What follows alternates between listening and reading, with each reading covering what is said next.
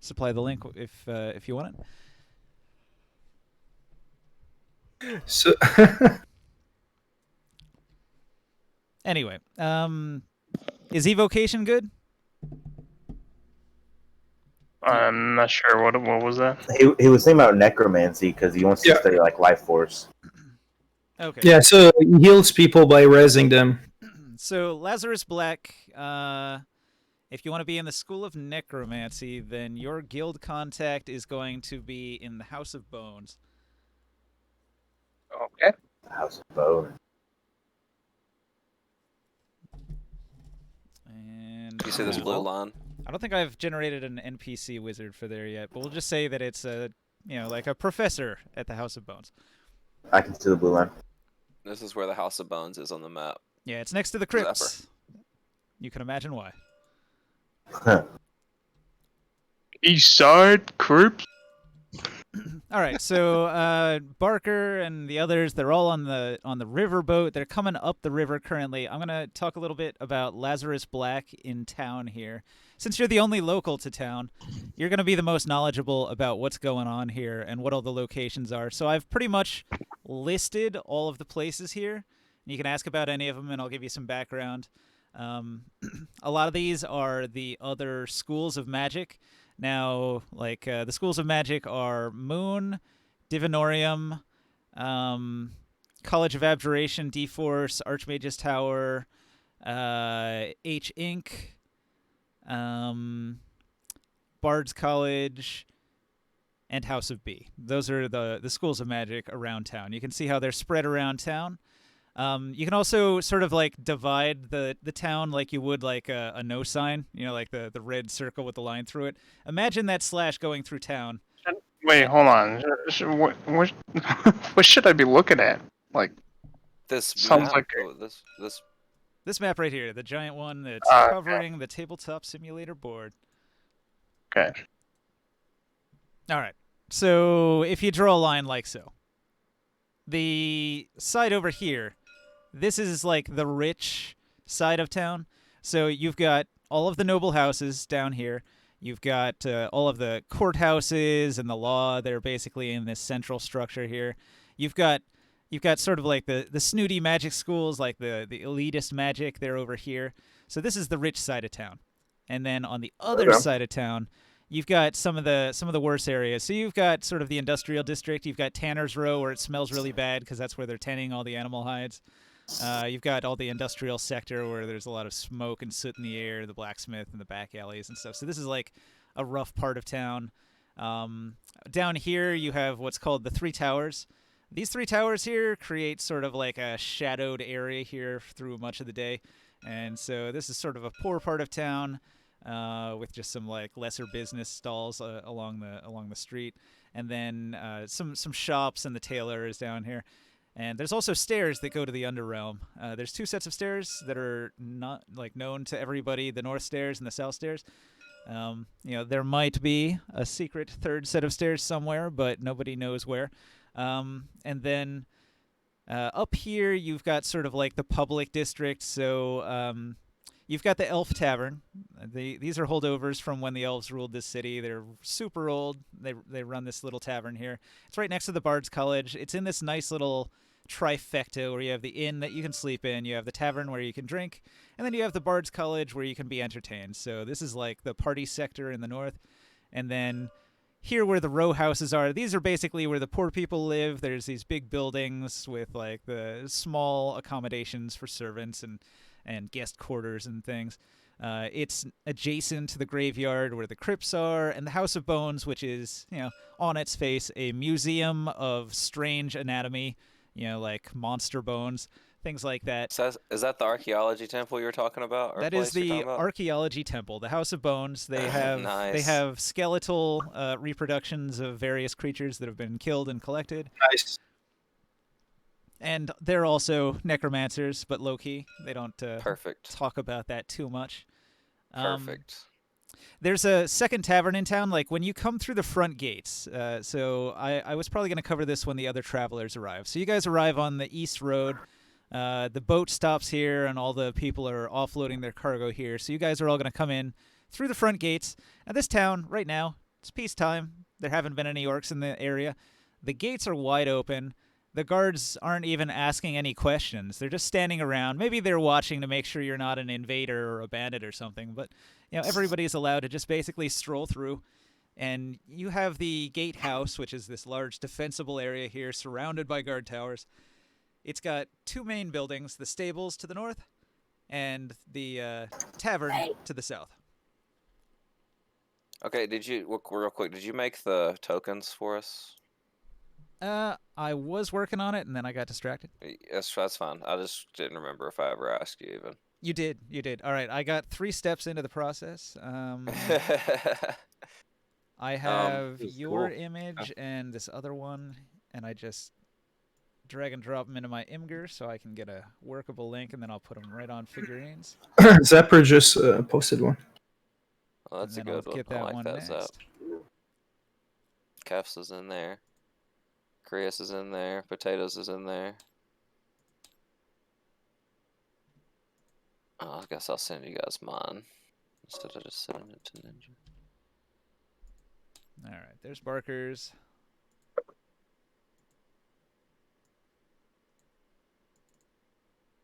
There's lag. It's loading. Parker. It's good, isn't it?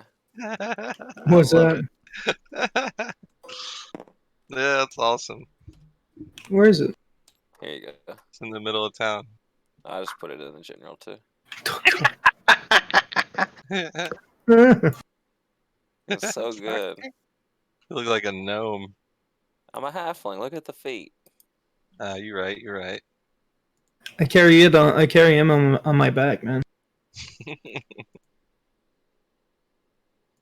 I'm definitely getting a mount.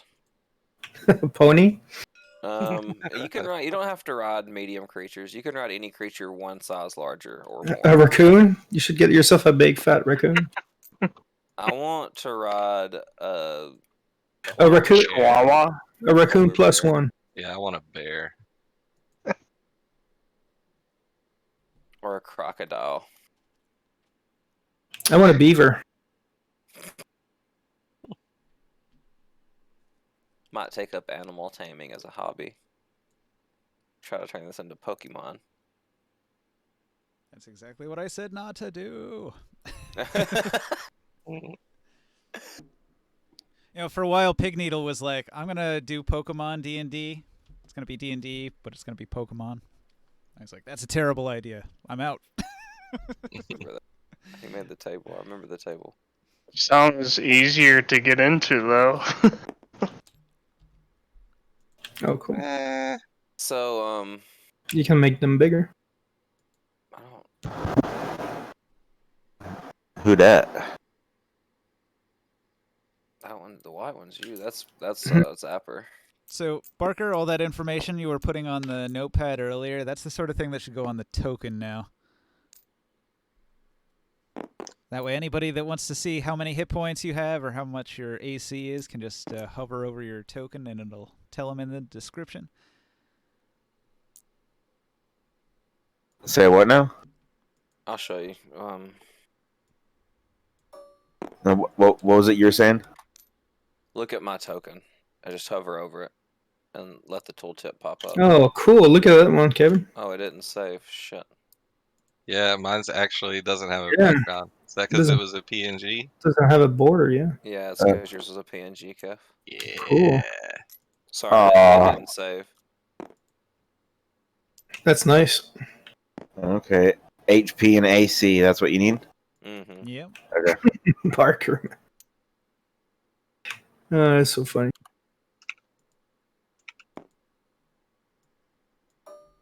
And last one. You can put it in the description if you want, so it won't come up until you let the tooltip pop up. Can't get the tooltip to pop up. The name worked, but It's loading, Should I think. hover. Oh, the description didn't save. Is it lagging for you guys? I just spawned in the last figurine, so it must have. It lags every time you load anything. There it goes. It works on mine. yeah, it does now. I guess it just took a minute. It was like a recent update they did on Tabletop Simulator. They changed it so when you spawn in figurines, it always sort of like reloads the entire table. And on a table as bloated and loaded and complex as my D&D table is, that's fucking awful. I guess as me and what the fuck is Krius's guy's name? What's your dude's name, Krius? Whoa. Morkan. As me and Morgan walk and chat about this, these strange things we've been looking for in these dungeons and ruins, I'll suggest we hit up this tavern that we're about to walk right past. But I make a passing comment about how weird it is. It seems, in a past life, these guards would have questioned me about why I'm here and if I was going to make trouble. But Okay, The character doesn't have a background. let me describe. So when you walk into the gatehouse, the stables are available here. You can park any horses you have. A lot of the merchants, they're going to have park their horses here, and the stable hands will take care of them, and they'll offload all the wagons. Like laborers are bringing merchandise in through the inner gates into the main town square, and then through the town square towards the industrial district with all of the materials that are going to turn into merchandise. But on the south side, we have Tavern Hawk. Okay. Whoa. Oops. somebody must have done that. I'm going to rewind. Don't press a thing. All right. So I actually need to stop in the stables before we go to the bar, Krius, just so you know. tabletop simulator etiquette. Shortcut keys L and delete are vital that you don't press those while you're pointing at things. If you're hovered over something and you press L, it'll unlock it. And if there's things locked on top of it, that'll usually make it have a physics spasm and kill everything. Wasn't me. And let's not flip the table. Oh, we're reloading the entire map. He had to rewind time. Yeah, I'm pressing the rewind button a couple times until I get the board back. Sorry if I What clicked is something. this counter that's on my screen right now? Yeah, don't worry about that. That's another scripted thing. It's a timer for people that take too long on their turns. Oh, okay. And once everything loads, it should go away on its own. I pressed it several times. Yeah, that might be a bad idea. You might break the scripting. But anyway, I pressed yeah, buttons several times. it's a drop-down 3-minute timer in case you have a wizard player who can twin spells and wants to roll 4 attacks per turn on 2 enemies. So Mad God. It's built for Mad God. Yeah. Pray tell. Okay. Anyway, Tavern Hawk. So you come through the gates, and there's a tavern here. And the tavern, it's I got. still can't see anything. If you just give me just a second. Well, I'll Still just loading describe up. it. It's got a sign. The sign hanging from the front of the tavern is a glorious hawk, a silver hawk, with like a sunburst behind it. Kind of an uplifting sign. It doesn't have the words Tavern of the Hawk, but it's a tavern. It's got a hawk. People assume it's the Tavern of the Hawk. Anyway, it's got a bunch of patrons. All of the patrons are just sort of nonchalantly standing around, several of them standing in front of the tavern, just idly having a smoke or a drink, and a couple of them glance as you guys walk by. I'm going to say Casimir Longbrew. You're in this group coming in through the gate, right? Did you put your names on here? I did before it rewound. Yeah, mine's still on there. Wow, I totally misspelled that. Kozonlier. I say Kazenlier. That's how I pronounce it. So I can respell my name if it makes it easier. Or Kazenlier. Kazenlier. So yeah, I'll change it. Just change it in my notes. Call him Kaz. No, I like Kazenlier. Well, see, Kazonlier. I thought it was Casimir. Casimir. I'm lagging really Oh my god, bad. Kaz and Laz? I like that. Kaz and Laz. Who keeps moving pieces around? Like, They're trying to stack them. I know, they're going crazy. They're building really bad. They're building a human tower, standing on each other's shoulders. The halfling at the bottom, all of the heavier characters on top, Of course. as it should be. As it should be. I've spoken. Anyway, Casimir, your perception is high enough that you can tell that these guys are keeping close tabs on the whole party as they walk in. Mm-hmm. Who are these guys that look like the pile of people from South Park on They Took Our Job episode? Anyway, so these are the locals having a drink, and they see a bunch of weirdos from outside of town roll in, and they're keeping eyes on you. I walk up and ask if they know about the local archaeology museum. I've No. heard tales that there's one here. Certainly, the House of Bones. It's right around the corner. If you go through the inner gate, make a right. You'll pass some crypts, and you'll find it on the right there. I ask if they have if they're hospitable to hobbits and or halflings and elves. I'm thirsty. Don't want to cause any trouble though. Yeah, all are welcome here. I look back at Be a law-abiding citizen, and all is well.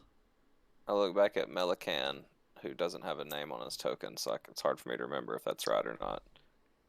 Morcan? And I offer to buy him a drink.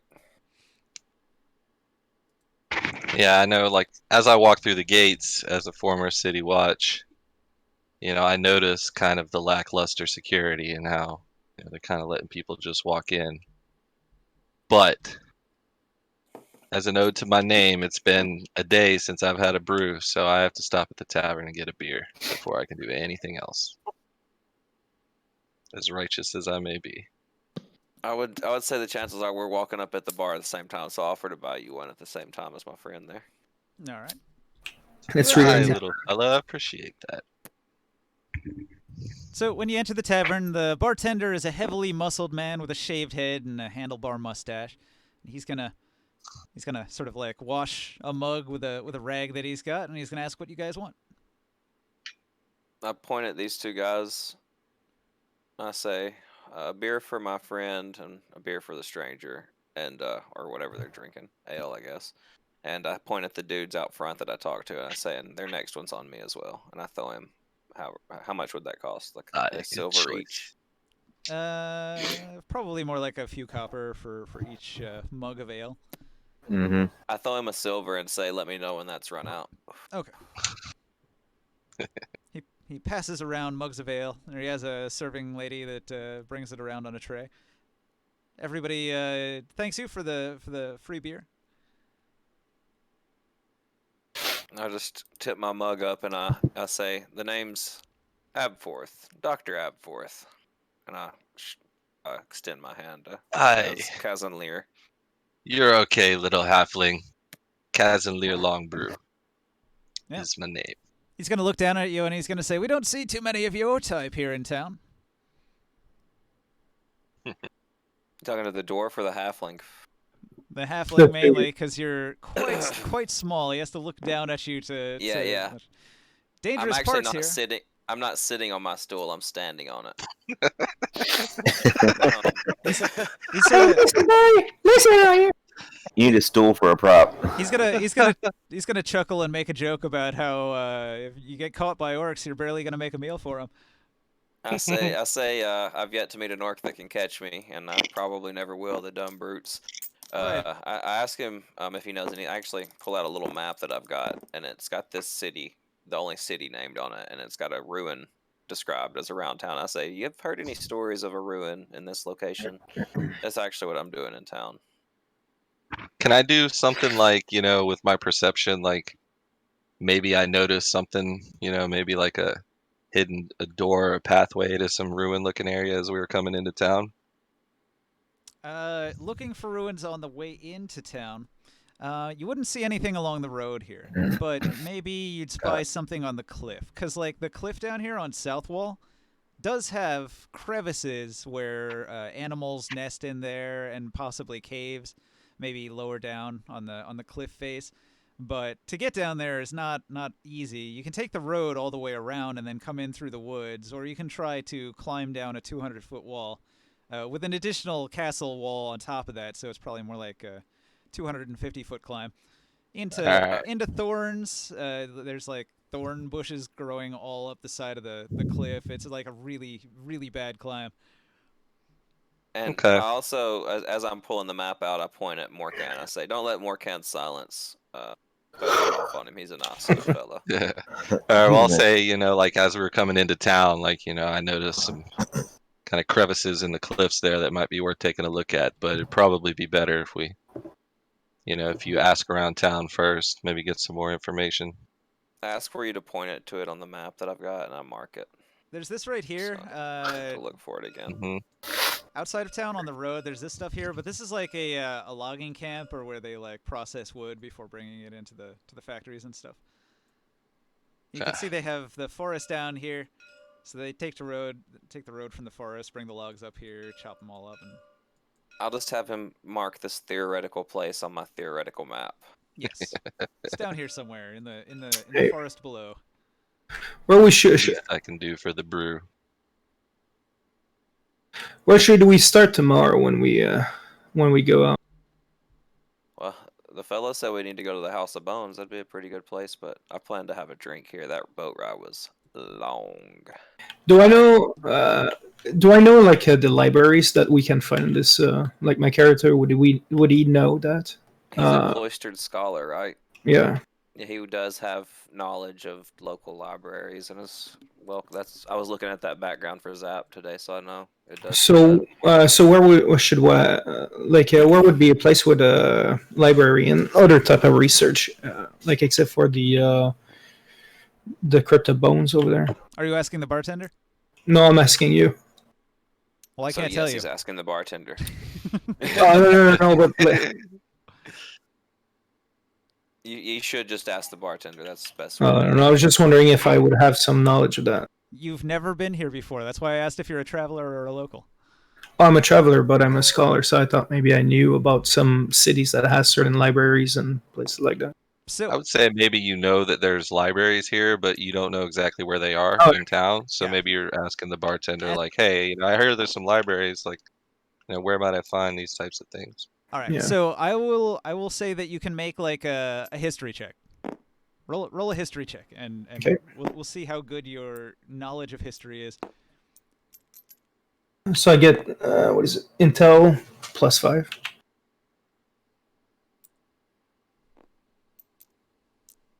So it's just a 20 +5. Plus 5. Where'd it go? Oh no! Nah, I Yeah, got set. well, I mean, you think you recall hearing some stuff about this town having some things, but you don't recall the specifics. Okay. Okay, say, maybe well- you know, I asked the bartender, you know, like I've heard rumblings of some civil strife here between the different, you know, wizard schools in town, and you know, maybe if he knows where I might be able to find out some more information or who I need to talk to. Ah, You that's know, a to maybe see subject what's I know going on. well, lad. The wizard schools here are out of control. It's been a real problem for months and months and months now. You know, they're killing each other in the streets. It's gotten so crazy. Which schools do you have around here? I don't know much about wizards. They're all a bunch of secretive. Any clans or? And All I know is I'll- that different kinds of them hang out in different parts of town. You get the creepy ones that hang out by the graves, and you get the haughty ones that hang out down by the noble district, and you get the ones that are always covered in soot and smell like chemicals that are out in the industrial district. And you get the ones, you know, those charming ones at the college, and yeah, they're all over the place. And the hardest one to miss is if you look straight down the main road, you'll see that tower in the distance, the Archmage's Tower. Can't miss it. If you have more questions, you'd have to ask there. I'm no wizard. I don't even like them. I think they're trouble. I just And how as come, he says that, as he says that, I'm half drunk already from this one beer because I'm so small. Yes. I weigh 40 pounds, and I look up from this mug that's the size of my face. I say, "But they got the best relics."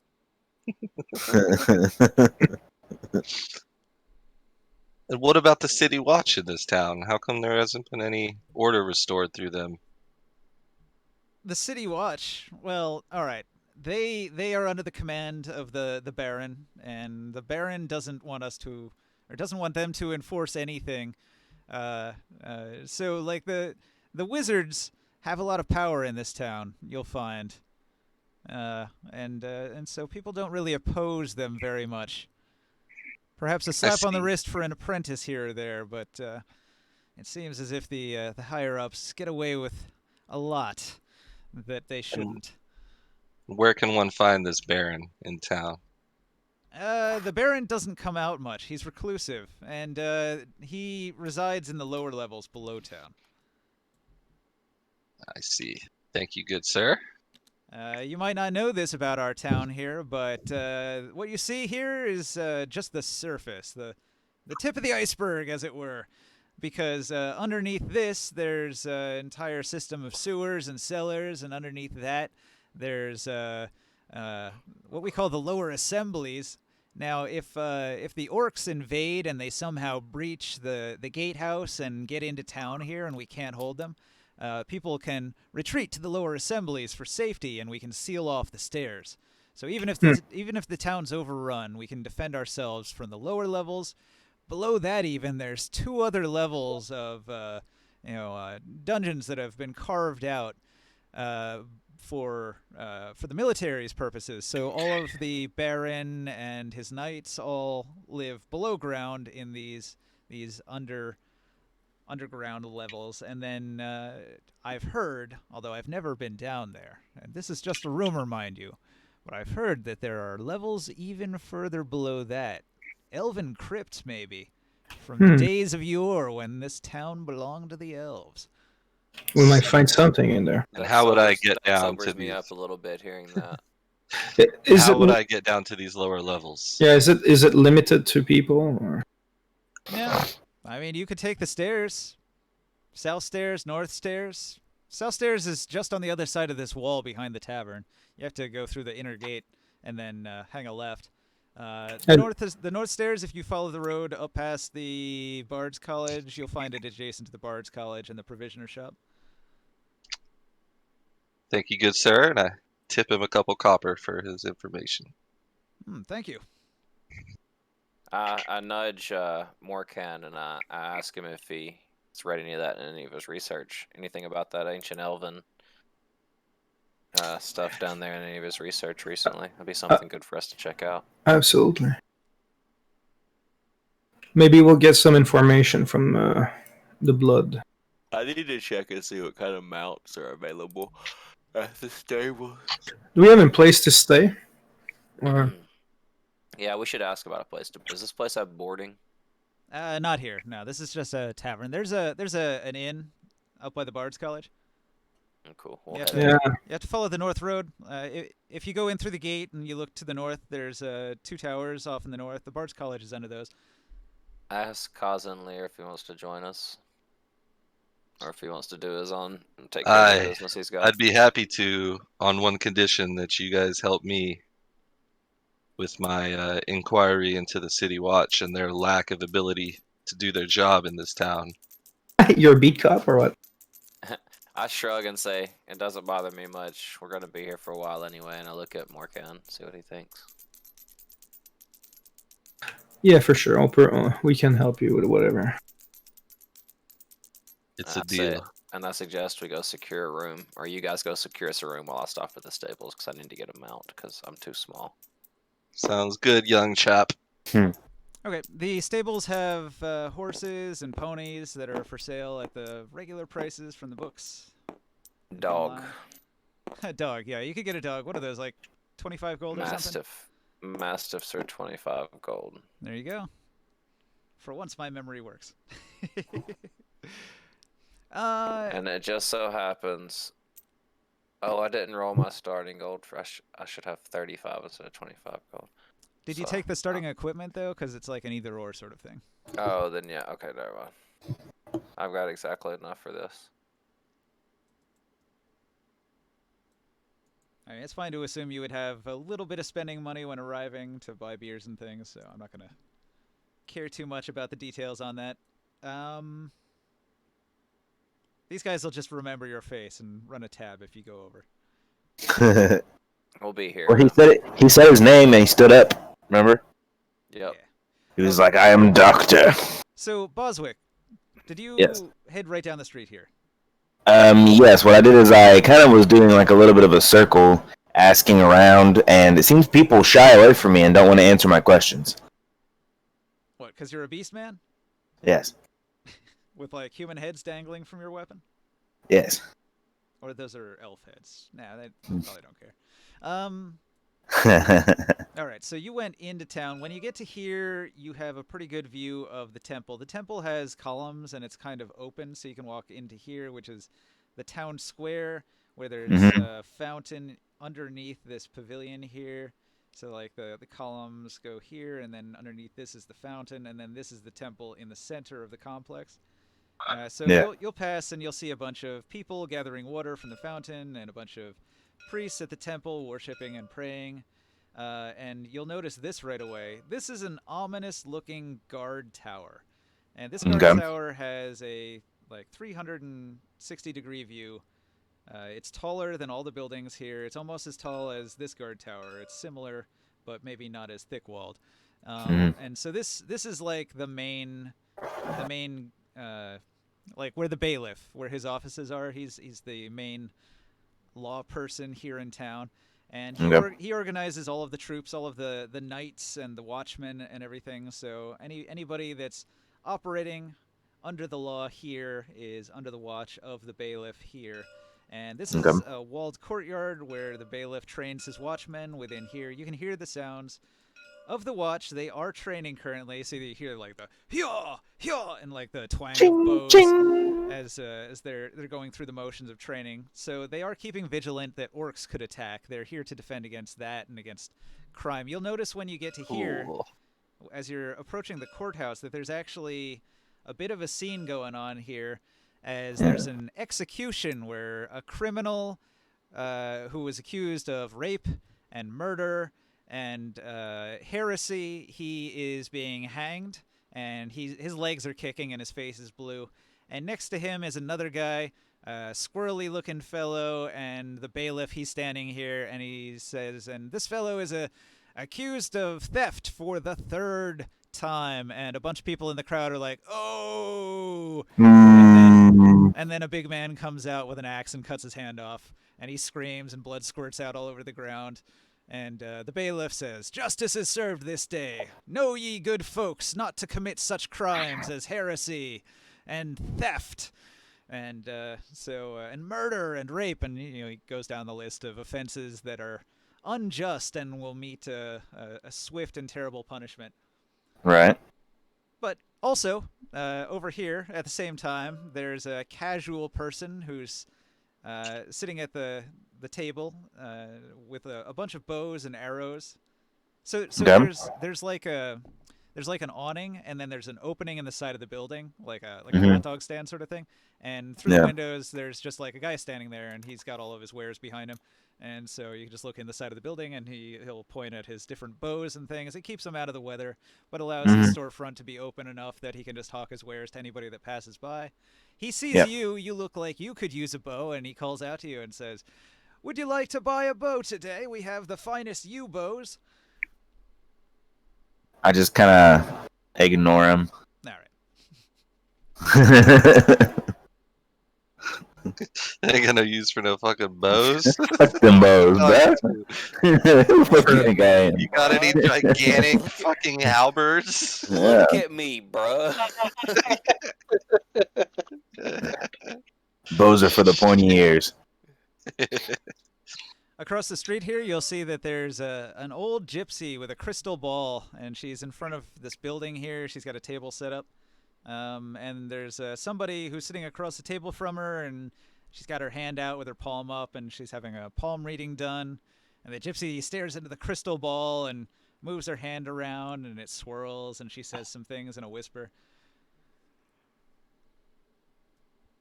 Does anything happen? No, it's just something that you see happening. Very shady. There's a fortune teller. That's what's going on. What race are you, Potato? Sorry, I don't even know anything It's a about your bugbear. character. I'm a bugbear. What the fuck is a bugbear? Look at the Go picture. Google it. It's man bear. There was a funny thing the other day. Somebody asked if like there's the goblin and then there's the hobgoblin, and they were asking if there was something like that for the bugbear, or if there was like a half breed that was a cross between a goblin and a bugbear. And I said, yeah, it's called the cockboglin. That's it. Perfect. So you're this big dumb brute just walking around town with a giant weapon, huh? Okay. Yeah. Gotcha. I'm looking for a place that has signs for like wanted people. Yeah. So I went to the place where they were doing an execution, and I don't think I see anything. Hey Ninja, I gotta put a picture in there. Can I get another token, please? Get a PNG, bro. It's much better. That's fine. Oh, this is yours right here. I hate to interrupt what's going on because, like, you know, this shit's awesome, I and was I'm just having wanting this. I was just more wanting this fun to than I all know. ever thought I would. But Oh, I just yeah. want to say thanks, Ninja, for doing this shit. Like, I know some of us are new and it can take a little while to learn the ropes and shit, but I appreciate it, man. Yeah. It's fucking cool. Thanks. Yeah, I appreciate that you appreciate it. I've done this like a million times. This is old Is hat this for me. load in for anybody else? I can imagine it's just as fun for you as it is for us. It's just Oh, a he's not blank done. picture for me. It's blank. He's not done. He's not done yet. What's the image? The dog? The dog. Got it. All right. The Dojo. You're switching your token, Parker? I No. love You your got a token. mount. No, that's my mount. Oh. I got me a mount, bro. How much did you spend for a mount? Every bit of money that came with me being an archaeologist. Okay, yeah, because I guess I'm broke. I don't know. I got 25 gold as my starting gold, and that's exactly what the dog cost. I don't know how to figure out how much starting money I should have. Your somebody could background tell tells me. you. I think yours said 15 gold. I got 10 gold. Thank you. You know what's a But good I spent- background? Noble. Yeah. Yeah, you get a lot of money. Did you lower your lift weight again? Or your lift height? Oh yeah. What is it, like I 100 mean, gold? I've been a city watchman, you know. I've been getting paid all Yeah. I mean, you're a paladin now. Yeah, You give I a give all poor my money to the poor. You give Yeah. money to the church. As you're standing there, Potato, you see a little halfling riding a dog come skidding around this corner, full tilt, speed, drunk as hell, running into this wall, careen around this marketplace, knock over some boxes, hit a person, and then skid to a stop in front of the tavern. All right. Wonderful. Sorry, that was much Right. more funny than it should have been, probably. But This is Drunk how I driving. play D&D, Kev. the visual, bro. I know. That's why I wanted to play with you, man. I know it. Me and Ninja have had some fun times in this games. Hell yeah. As you approach the Bard's College, you all hear the sound of music. There are lutes and tambourines and drums and flutes and just you name it. There's a bunch of musical instruments and singing and chanting and a bunch of people. They're clapping along to it and having a good old time. It is a raucous party over here during this time of the evening. There's a bunch of people at the tavern. There's more elves here. There's a lot more humans over at the Hawk Tavern. There's more elves and non-human races that congregate here at this tavern. And then nearby, you have sort of like the row houses in the inn. So people that are too drunk to keep drinking, you see them scuttling either across the street into the inn if they can afford it, or going down the back street this way and this way to get to their homes at the row houses if they're too poor. And I'm going to tell everybody right now, I'm going to press play and then pause this real quick. It's independent on everybody else's side. Adjust the volume on this tablet down very low because it's going to blow your eardrums out. Hold on. How do I do that real quick? Except that little thing that pops up and say open first. Yeah, just adjust the volume real quick. This is the music that's nice. playing at the Bard's College. Good call, dude. Sometimes the smallest gestures can be the most refreshing. Give extra, get extra. Free advertising. I wasn't paid for this. Oh. I don't know how to turn the volume down, but that's cool. Click There's the a volume button. here, and you just have Go on to the screen. drop the slider. We own no rights to the song. Oh, bet. Oops. You hear anything? Well, we're all talking over it, so you just can't hear what it is. You can't tell that it's copyright. Right. That's exactly what it is. You're Oh, not like, sponsored, there it is. so I don't really think it matters. Nobody watches my stream anyway. It's all good. That's what I was saying in a nice way. Worst case scenario, it'll auto flag it with the AI, and it'll mute that part of the stream. I'm not too worried about it. Well, the music icon doesn't work.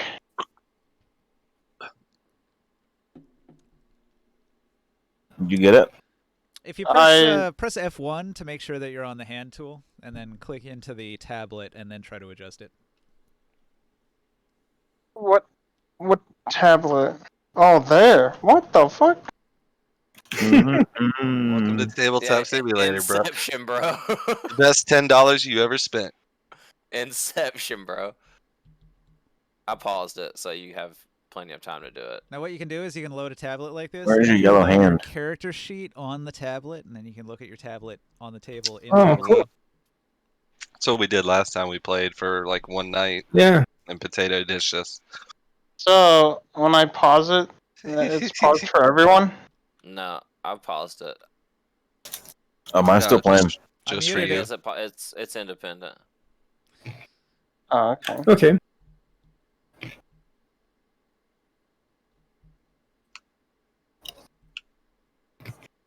Also, you guys will notice the stairs. Dun dun dun.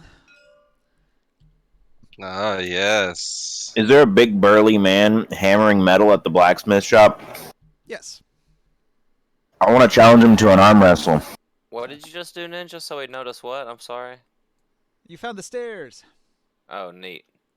Because if he can't beat me, I don't think he's worthy of crafting my blades. Somehow a drunk halfling on a dog saw the stairs.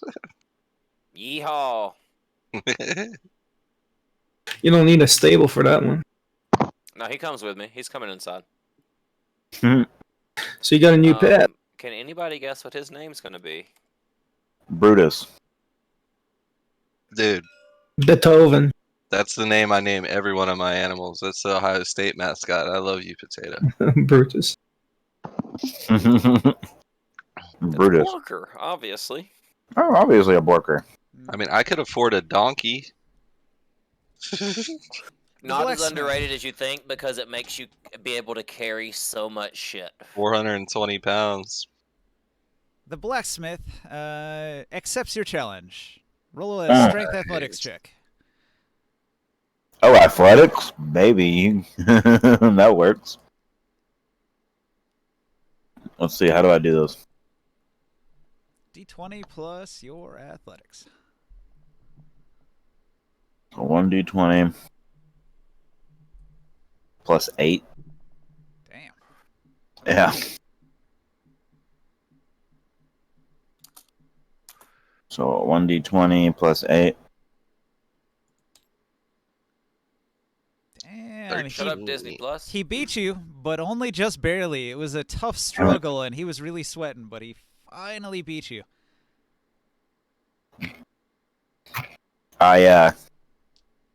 I kind of stand up, kind of like, lift him up to his knees too, and like give him kind of like a, hey, we're friends now. Like,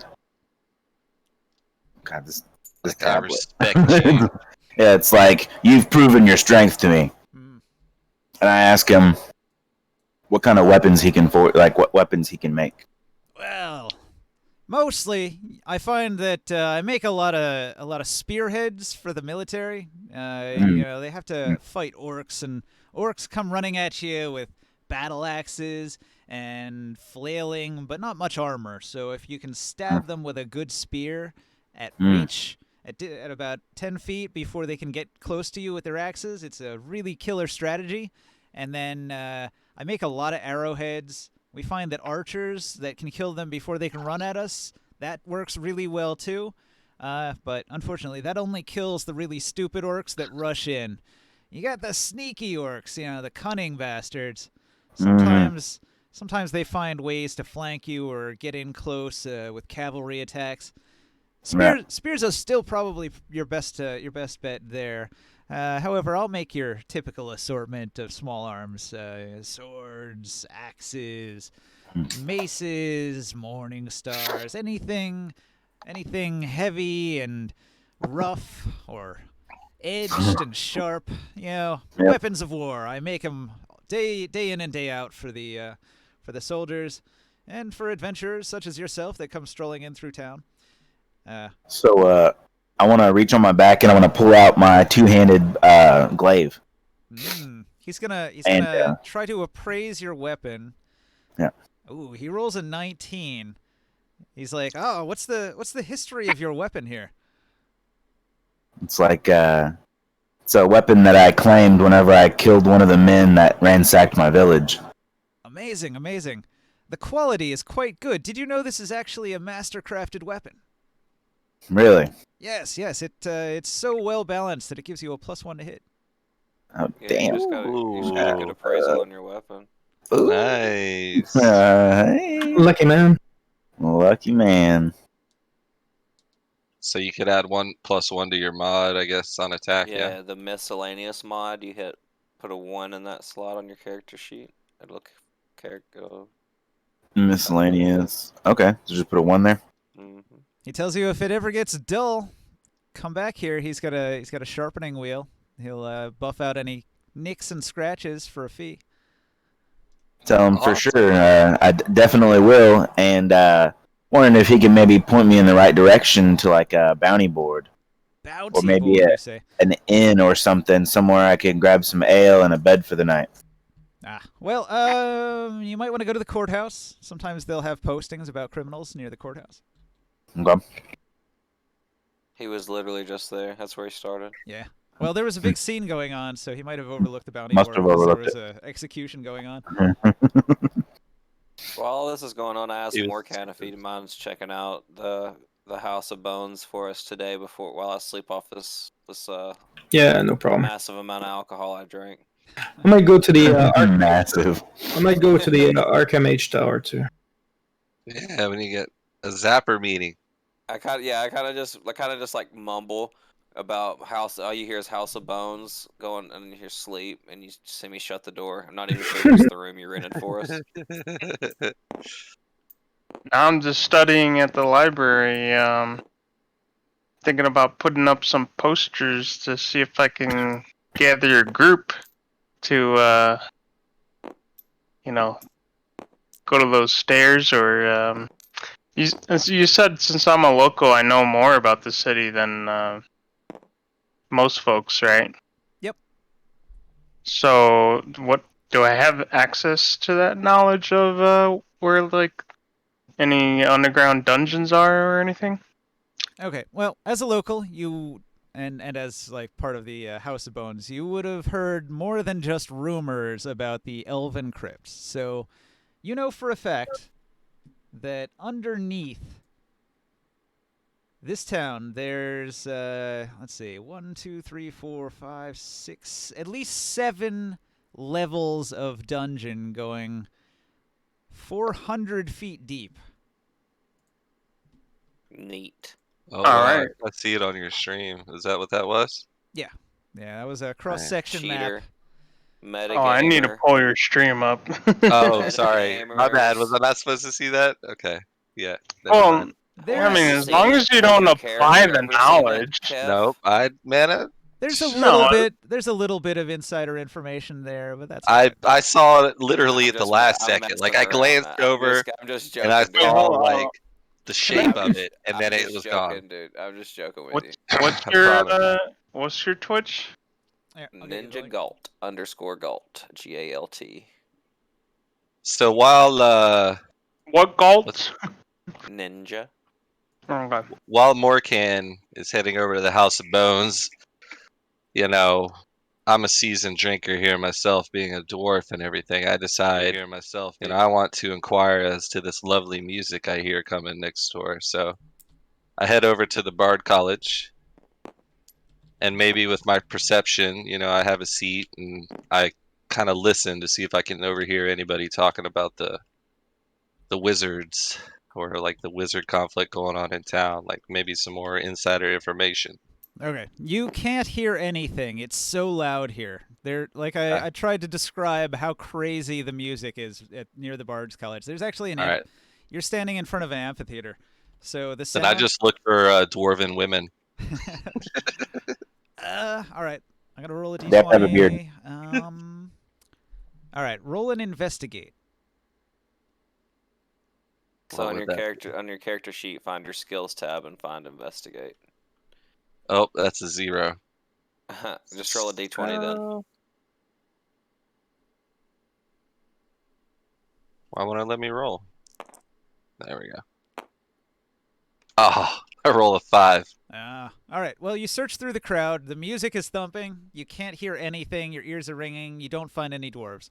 Everyone here is either human, or if they're short enough to maybe pass for a dwarf, you find that it's actually an elf. A lot of elves here. Alright, fair enough. Well, then I sit down and order a brew. And you're Just probably have a tea. thinking, none of these elves have as much facial hair as I like on a woman. I was looking for the rare bearded dwarven woman. Oh, that's not rare. That's the norm among dwarven women. Even better.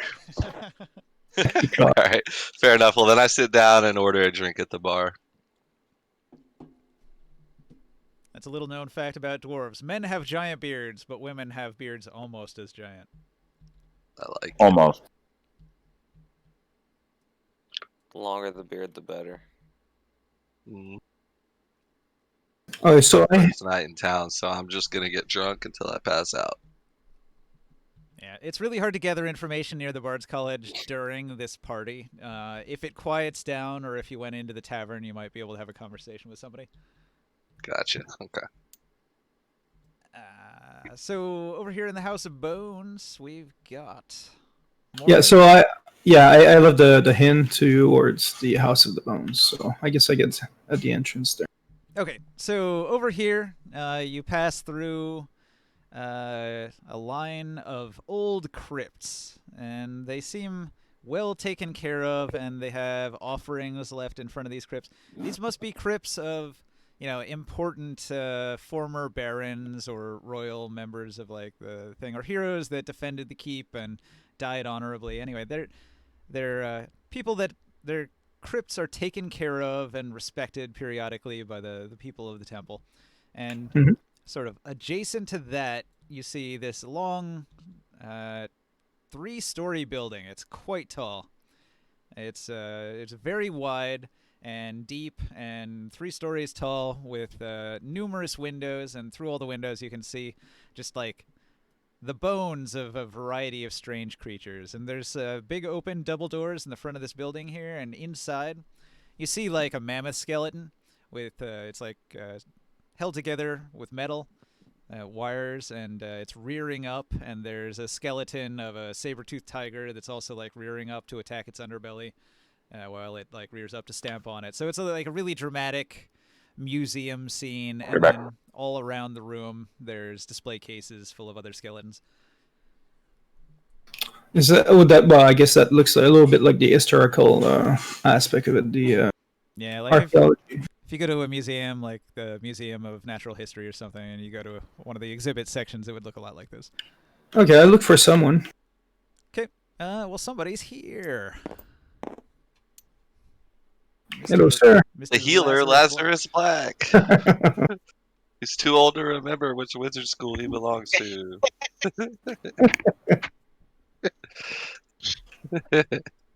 Hello, sir. Hey, How how are you you? doing? It sounds like he's from Boston.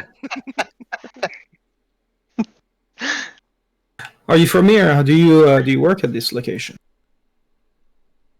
I used to. I no longer do, and I'm using my studies to go on adventures. Oh yeah.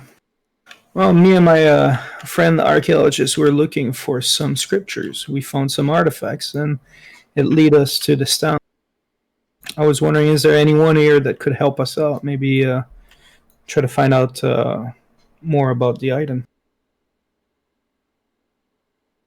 Oh, I do know of some underground crypts, but I don't know anything about the item you speak of. Anyone in this house could help me out with this? Okay, I do so have some connections, but here's you're welcome to. a mechanics thing.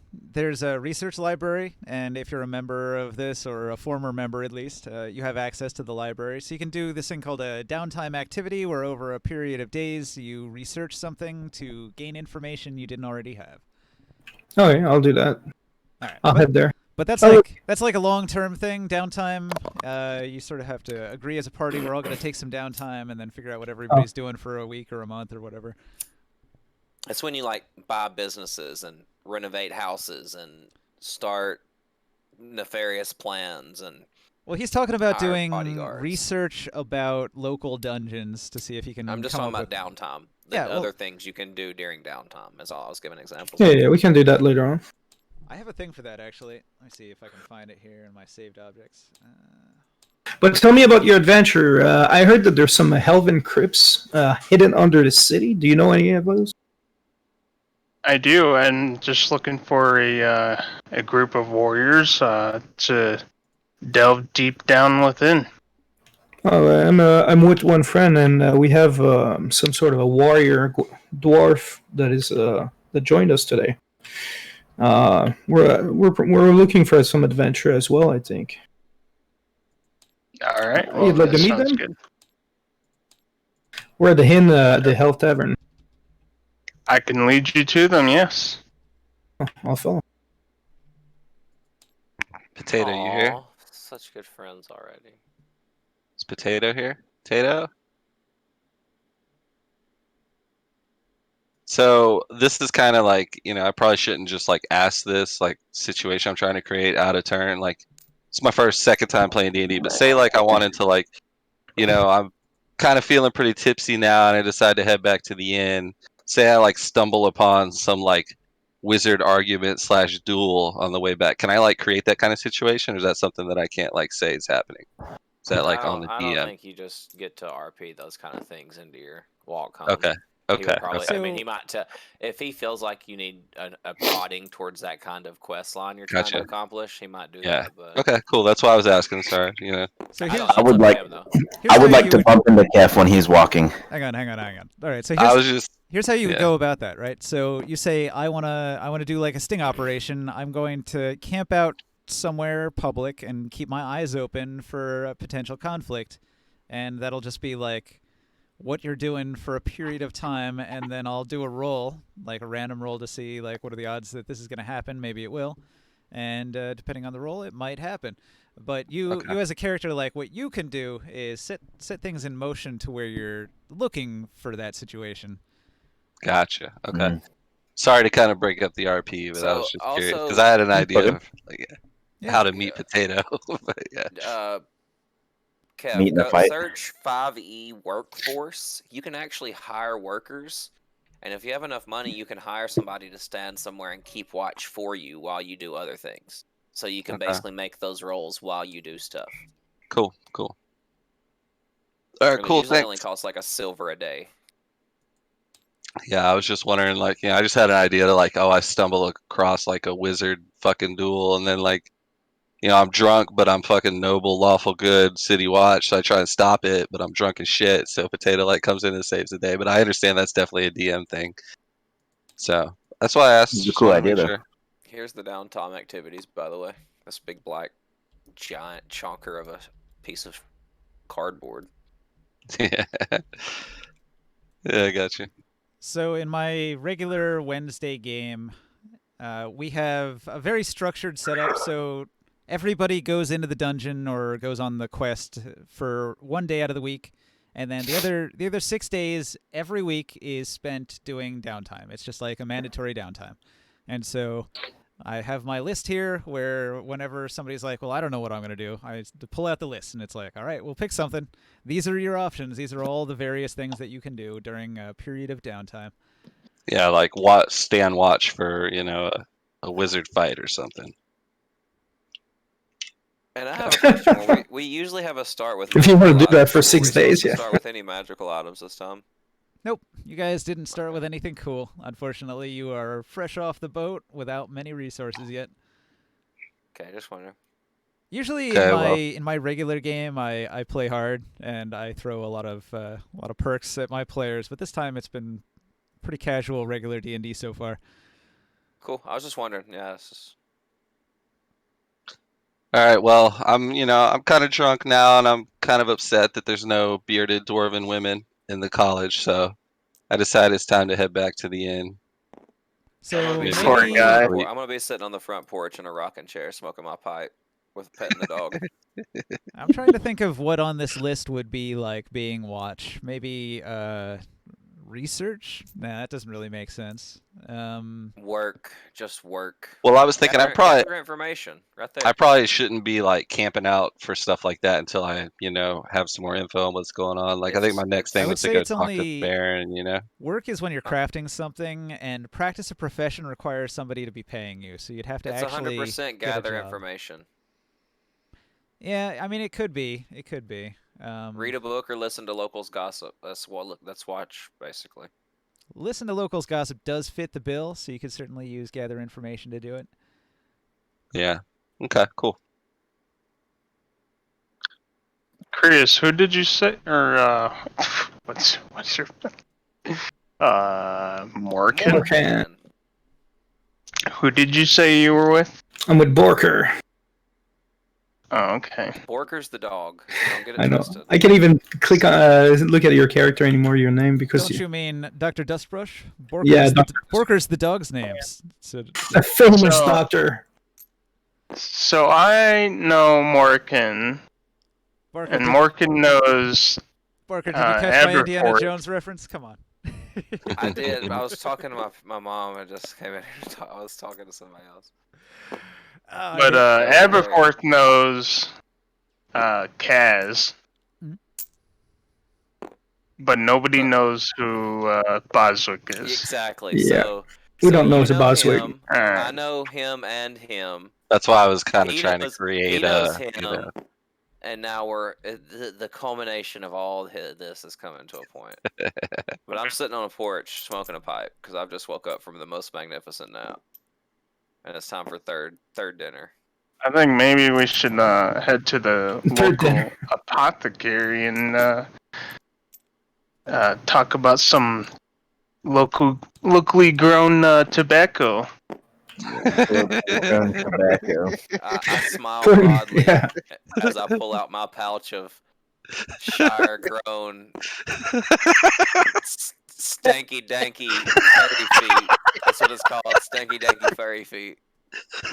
Danky danky furry Why feet. do you think I had to buy a dog the first thing I came into town? I was getting tired of dragging these brooks of dope around. What the hell? Toothless, what's up, dude? What up, Doofus? Came in the middle of our first D&D night. Welcome.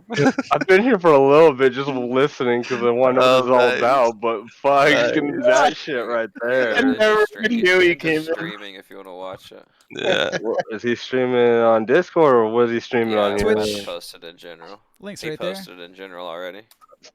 Alright, let me finish this game and I'll join it to see what this is. But that right Alright. there, I couldn't. No. So can I'm heading back to the inn. Am I allowed to I run into this fucking half bear looking dude in town? I'm saying if you walk All right. from here, As if you're walking from here, as you're he's walking, you from spot here, you're a only gonna see him. you spot a monster. Yeah.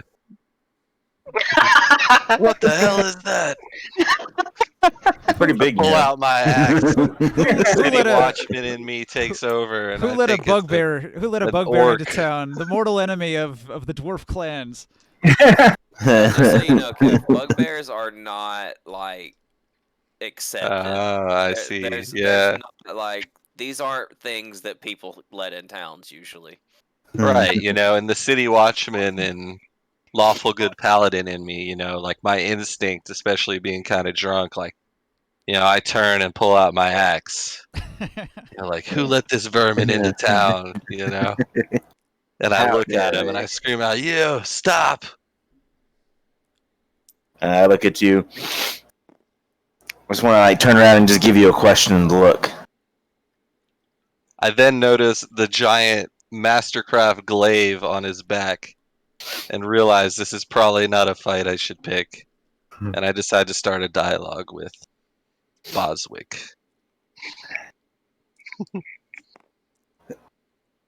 Boy, who let you in this town? I just walked through the gates.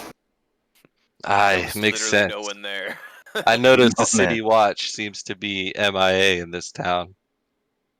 That's a quite fine halberd you have there, glaive you have there. Aye, it is. Say, I ran into a few travelers new to town like myself, and I assume you're new to town as well, considering you don't see bugbears around very often. Well, say you come to the inn, have a drink, and maybe we can converse about, teaming up for some fun times. A tidy man such as you. Let me test your strength to see if you're worth my time. I accept.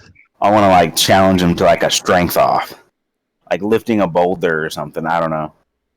Okay. Who can do the most cock push-ups? Yeah, who's the strongest man? Opposed strength athletics checks and go. Oh god. Alright, how do we do that? You're gonna Check your find out what your athletics athletics mod. score is, and then you're gonna roll a d20 and add it. Okay. Oh shit. Fuck this bugbear, dude. Damn, 25. Hey, what general? His hit Oh, mod's an 8. rip, dude. I rolled a 5, bro. This Wow. dude is a fucking giant. He's a Makes sense. He's actually a mountain that walks, and you expect to beat him in a strength off. Have you, It's have hey, you it heard of makes dwarf sense. tossing? Hey, This is why really I put that's why I put this axe away when I saw that weapon. It's like, Kinda shake him a little bit to I'm see if he's drunk, got but any I ain't change. that drunk.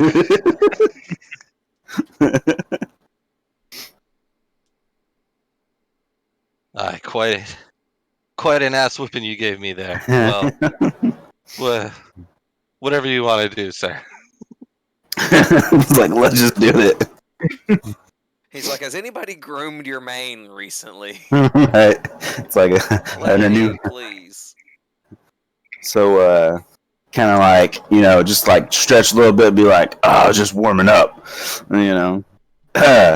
But he's like, I sure could go for a drink. Do you know a place around here?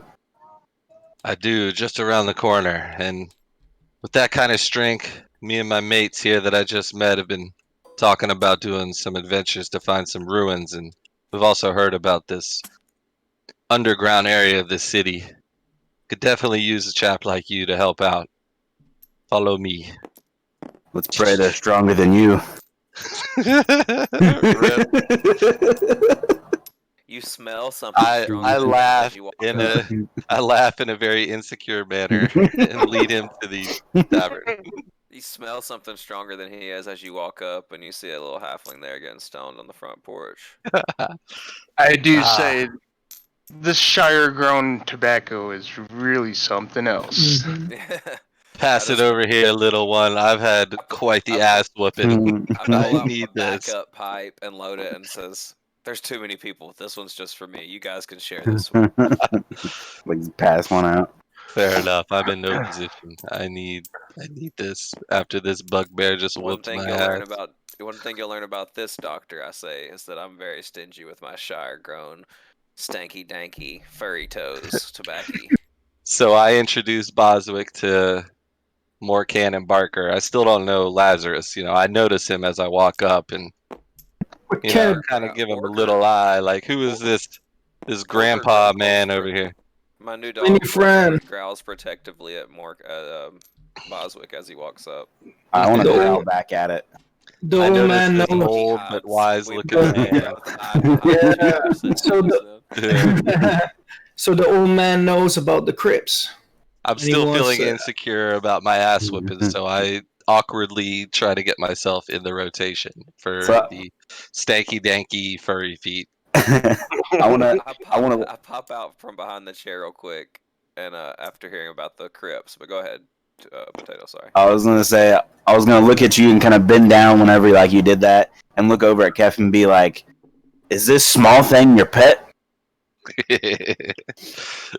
He's not much bigger than I am. He's a dwarf, you know. Well. Like, they're small. He paid for my beer earlier, so I can't say shit. Right now, he is my best friend.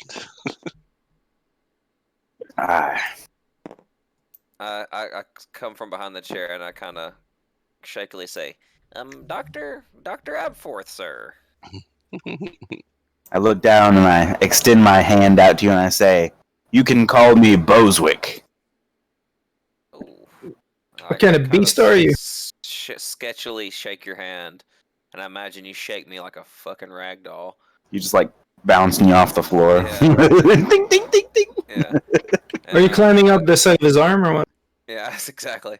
I say, sorry to push this aside, but did I hear mention of the old man knowing something about the ruins we were looking for? Yeah. Why did Yeah, we that's look why I for brought ruins him all of a here. sudden? This isn't acceptable. I've been drinking a little bit, so I may kind of divulge into This some isn't pieces of acceptable. the life. Honestly, I can't. I've You know? never done that, and I'm not gonna start. It's I'm it's not gonna lying. get You there. have to. It's good. No, the old man is looking to make a group, so to look down into the crypts. Well, so I know I don't expect anything to come from this, Ninja, but if it does, that's great. But I hand him this map that I've had with me, and I ask him if this looks familiar to him. It's just of a ruin outside the city. I've been searching for it. That's the main reason me and Morkan are here. He's the researcher. I'm the archaeologist. I do the Yeah, I'm looking into this Hey, Barker, strange where do you keep form that? of magic. Where do you keep that map? It's in my backpack. All right. So when you go into your stuff to retrieve the map, you notice your whip is gone. No fucking way. My whip. My You mean Borker? Your dog? Borker? His whip. No, not Borker. I I got He it. lost his dog. He lost his whip. I start panicking and I roll an investigate, see if I can find some Who's some this sources bucket? of what's caused my disappearance of my whip, and not my dog.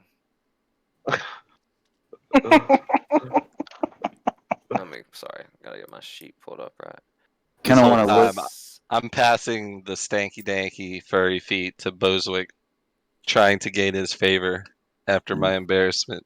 You know, like I'm like sucking up to him. I pick up that. I pick up the joint and I or a pipe, I guess.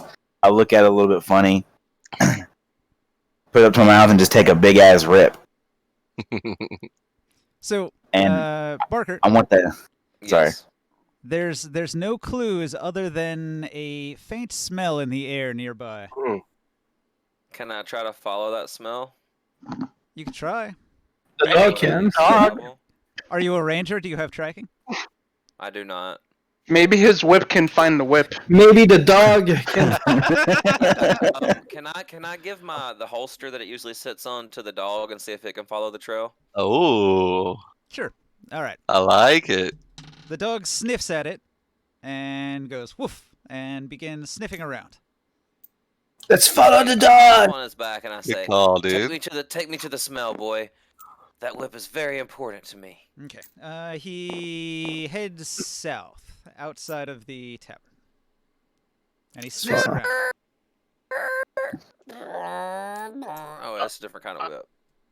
And I walk. I think we should. I follow. Yes. Yeah, I Follow don't him? even bother with asking anybody. I just go after this thing. I mean, he's got the stank dank furry feet, so I fucking follow. We're all My stoned, pipe's and running we're low, like, well, so This is too I'm far following south. in. Now, This I want you guys are getting a little ahead of me. So you were just out here. The dog stops and sniffs around here. There's a lot of traffic here, so he has some trouble. But then he heads in this direction, and he gets past the provisioner's shop, and he sniffs around again, and he lost the trail. He lost the trail. It smells. It smells too much here. The stink from the blacksmith and the other industrial stuff here. You seem to have I mean, lost the Describe trail the back whip. here somewhere. I'm not a dog, but can I do some type of thing with my perception to kind of like notice anything out of the ordinary, like footprints or any type of tracks maybe that might be fresh? Yeah. You're welcome to make an investigation roll whenever you want. And as I stop and notice the dog loses the trail, I see the party follow me, and I explain that the whip it's an ancient halfling artifact that I found. It was my first artifact I ever found. It's very important to me, and you'll see that the image on the handle is a dust brush and a archaeologist's rock pick. That's why I took up this profession. Really, I need to find that whip. So that's just the description of the whip. Is what it looks like. Gotcha. Well, I, I do have some pretty good investigation skills myself, so I may be help. Any help would be grateful. I was thinking about asking the blacksmith if he saw anything. All right. Yeah, So there's a combination of rules and homebrew rules. If you want to do a skill check, and then one of your allies also has proficiency in that skill, they can help you, and that gives you advantage, which means you roll 2d20s and keep the highest of the 2 rolls. I have I do- 2 times proficiency in investigation actually, so And we're then both proficient. in somebody might want to help you then, because you'll have the highest chance. it. I do have. I a have +7. 4. Well, I have good perception, but I don't have high investigation. I have I have a +7 investigation. investigate. I have investigation +5. So whoever has the best roll wants whoever has the second I'll best roll roll this. and I'll proficiency roll to it help. with advantage. I'll roll it with advantage. Can I ask the blacksmith if he's seen anything since I was just over here talking to him a minute ago? Sure. What's the proficiency bonus? 2. 2 at first level. Oh, cool. So it's +2. Cool. The blacksmith wipes sweat from his brow and squints, and he says, "What? I got smoke in my eyes. I couldn't see." Ah, Alright, why did I roll a d8? well, that sucks. He rolled a 6. I see. I rolled a 26. I got 20. 6 investigate. All right. So you look around, and It said "you lucky halfling" and it re-rolled, and I got a 26.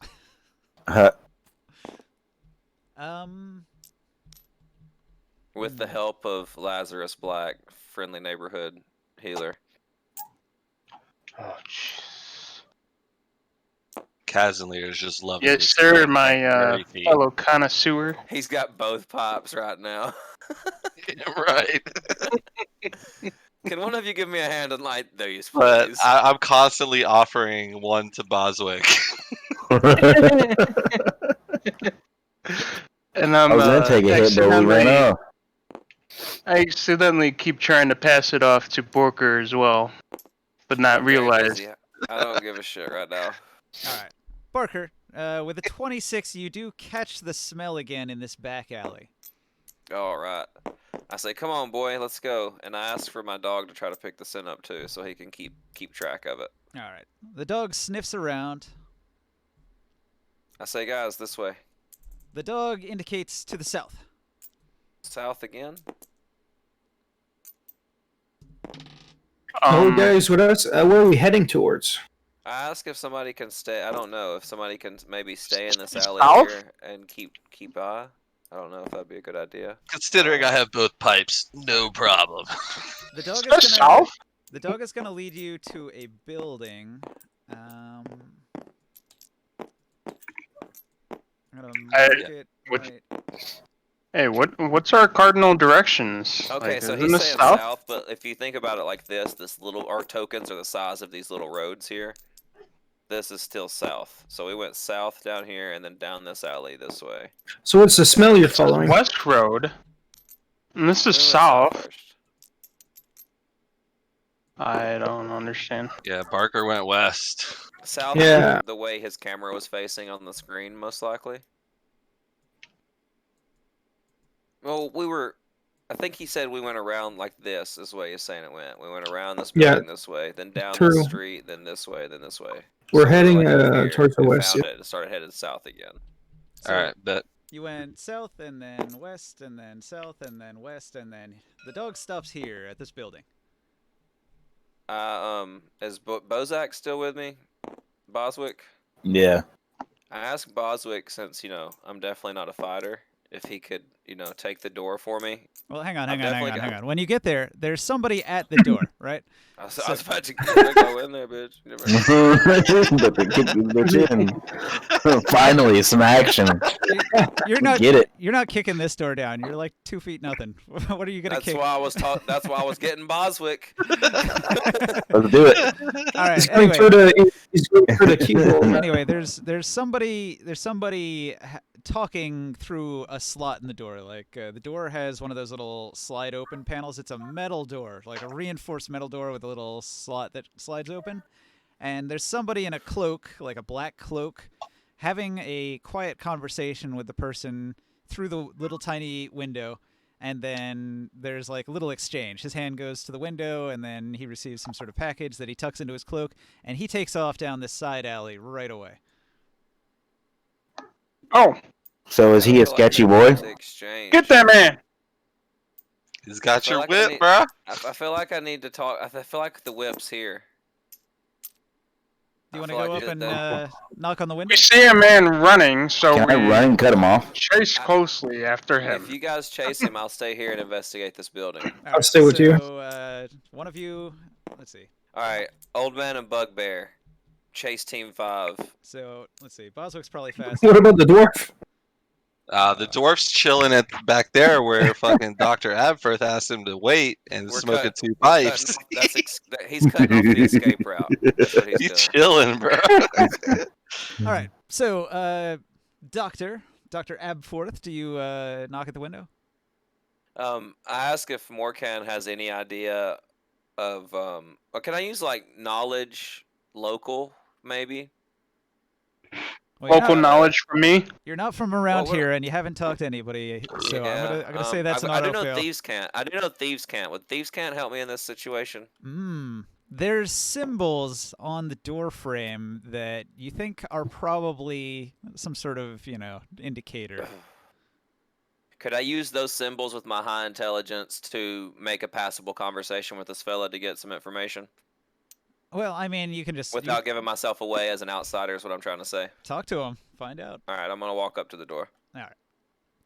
The window will slide open, and he looks around and says, "Ah, punks! Always pranking me, knocking on the door and then running off." And he closes the window. I'm gonna let him close it without saying anything. Then I'm gonna knock again and say, "Down here, numbnuts." All right, he reopens the window, and then his eyes look down and down and down, and there you are on your dog. And he's like, I "Oh, whistle, and I make the dog come over, and I stand on his back so I can see into the slot. 2 in 1 day. What are the odds?" Sorry. Before I get started, what were you talking about? Did you see another halfling here? Yeah, not 2 minutes ago. She sold me something. I mean, I see what she sold you. I'm a connoisseur in halfling artifacts. I was hoping you'd had some halfling customers. Ah, lucky day. A buyer so quick. He pulls out a whip. A whip. That's That's your fine, whip. man. Investigate it. A familiar whip. He's like, "I was told that this is probably pretty valuable. I could part with it for 10 gold." 10 gold, you're out of your mind. It's barely worth a gold piece itself. Look at it, frayed ends, dirty as all get out. Look If at the these weird handle's worn- symbols on it. I won't go lower than 5. If you look at the handle, the grip's worn raw. It's like it's been used for years. This thing's worthless. Why would you try to get such? We're a special. price? We can identify too. We're specialists in artifact, and I can tell you from this distance that this thing's not worth more than 10 silver. Roll a persuasion, Barker. All right, I are you like good at Barker and persuasion, Koreas, their little fucking synergy here. That's nice. Are you proficient in perception Perception? or persuasion? I mean, No, persuasion? No. Scare. I got a +1 only. that's I mean, I have 4, but you're not supposed to know that. Like, I mean, you Nah, could like you yell can't- back you for it, can't but nah, help me, nah. no. You I were- got a Still 14. chilling. I'm stoned as shit back here in the alley. Like, I don't even know what's going on. I got a 14, ninja. All right. You beat him. He'll go as low as 3 gold. I look at Morkan and I look down at the dog, and then I kind of touch my pockets and shrug. Uh-oh. Once again, you owe me already 15 gold. I just kind of take out a little pocketbook and write it down with You'd tip. be like, hey, quill how on about my all those tongue. beers I bought you earlier? And, You and know? you see, if you look at the book, it's a list of all the debts that I owe Morcan on it, and I'm just writing another 3 gold to the bottom of. I'll give you the 3 gold. What else do you sell, by the way? And I'm You gonna just get have some more whips? information after you ask Is this that. a sex dungeon sells a place here or what? Ah, I hear sex dungeon and come running. we have a buyer. He's gonna Lawful good sex dungeon elf. The dwarf. he's gonna open up his trench coat and he's gonna reach into the pocket and he's gonna pull out a little blue vial of phosphorescent liquid, and he's gonna shake it a little bit and he's gonna be like, "Have you ever seen this before, lad?" Can I observe it, like, and see if I can maybe recognize it? He hands it to you. You're welcome to roll a knowledge arcana or a knowledge history.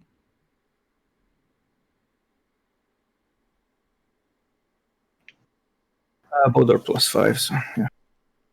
I'll try one. Which one? 22. Oh, they're the same. Pretty Yeah. damn good. You've never heard of this. He'll explain to you that this is called deluge. It's a rather popular drug on the streets of town here. One hit of this, and for an hour you'll gain magical powers. And you might have noticed that wizards have all the power in this town, so it's enviable to have magic powers. But not everybody is born with the talent or the inborn ability to cast spells. Some Any side effects? yes. It's recommended that you don't overindulge because it can be very bad for your health. But if you use it, sparingly, once a week perhaps in that area, you can benefit from the powers of a wizard. What would happen if someone took too much? Death, certain death. So it's a potent poison too. How much is for that vial? If you've never had it before, and he reaches into his cloak and he pulls out one that doesn't glow as much, I'll sell this to you for 25. Actually, I take it back. I've never seen you before. You're new to town. Take it. It's yours. It's free. Oh, for real? Oh, he's trying to get you hooked. I know. This is junkie status. I'll look down my glasses. Elven and crack? say, I suggest you don't take that yourself, Morcan. Is that was it Moondust? No, it's the Power from the show Power on Netflix. It's the show taking that. Deluge. Oh, I didn't watch it. I will take it if it's free. Skooma. It's skooma. Just don't drink it. No, I'm not drinking it. Just putting it in my bag. Drink it. Don't think that's skooma. Hey, by the way, that person that got you the whip, would it be possible to meet that person? Yeah, did this person get away that we tried to cut off? Is there any way to contact I think your? that do was with that like just the a second. next You got thing. it. Yeah, Okay. yeah. Okay, Gotcha. so when you circled around, you were unable to find the person that went off down one of the side alleys while sneaking and disappeared into the crowd. Damn it. And as far as the question about meeting the person, the guy at the door, he says, "Oh, I don't talk about my clientele. It's really bad business. I'm sorry. I can't help you." I kind of elbow Morcan again. Mhm. Tap my pockets again. Kind of shrug again. We're looking for. Like three bribe gold him, for his maybe. whip. I'm like, Psh, bribe him. Did you get the money for that already? Yeah, he got the whip back. All right. Just some rumors of where maybe someone could be found for maybe a good amount. I'm I sorry. kind of want to go Are you make asking an him? insight Yeah. check on this vendor, man. Yeah, can we bribe him? That's what Yeah. I was asking. Can we bribe him? He sort of glares at you and he's like, "I don't think you understand how this works. You offer me an amount of money, and if it's enough, then I give you the information." He tried to do that just in a roundabout way. You can't just ask me how much is my Is willingness to loyalty for? my sellout amount. It's like, how does 5 of these Elizabeths sound? That's not how this works.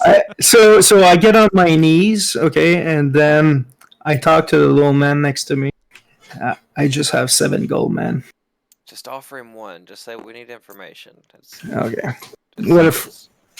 What for 1 gold? Yeah. I just like. Maybe you do it. I dig down in my cavernous coin pouch, and I pull out the 1 gold I sleight of hand from Morkan, and I say, "I've got a shiny fella here that says you'll talk." All right. Well, he only made 3 gold on the whip, so this is like 25% more. Or I guess it would be more than that. It would be like 33% more. So 33%. he'll take the gold and he'll think about it for a second, and he's like, all right, for 1 gold, I'll give you 1 piece of information, and I think it's an alias, Bucket. Bucket. Bucket. All right. That's not what I expected, but thank you, sir. You're the upper echelon of your particular low tier of vendor, and I walk away. Yeah, get out of here. And he shuts his window. That's a start. We're looking for a bucket. And I look at Morkan, and I was say, I wonder if he's talking about an actual bucket, or if it's a person named Bucket. Maybe it's a person that fits in the my wisdom bucket. is really bad, so I'm dense. I'm very dense. Just Maybe so you it- understand this. Maybe it's somebody that can fit in the bucket. Well, hey, I'm while gonna you're while I'm you gonna go guys hit this are- fuzzy purple feet. While you guys are over here, all right, you guys are standing across the street from the Archmage's Tower. So this is like a college campus here. This part of town, richy rich, like to the nines. Everything is Art Deco and Gothic cathedral-looking buildings and stained glass and strange sculpted towers that don't look like a human could even craft them using normal means. So basically, this whole part here is this weird twisting tower building, and then around it are the campus buildings of the college. I meet up with the old man we just met, which I don't think I ever got his name, and Yeah, me Zanzibar either. over here, Boswick. Yeah. So a lot of the people here on this street are either like somewhat wealthy middle-class guild people on the north side of the street, or apprentice wizards and adept wizards on the south side of the street, like reading books and sitting in tables in front of buildings and stuff. I'm gonna yell down the street over here to Kev, ask if he's seen where the guy went. We lost him. What guy? What? What are you talking about? Kel's got like a turkey leg in his hand. Right, he's over there with like a turkey leg talking to some bitches.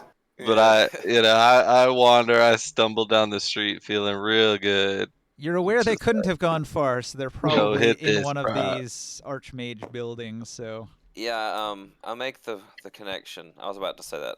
I make the connection that if they ran this direction, they probably ran to the Archmage's Tower or the College of Aberration that we heard described in the tavern.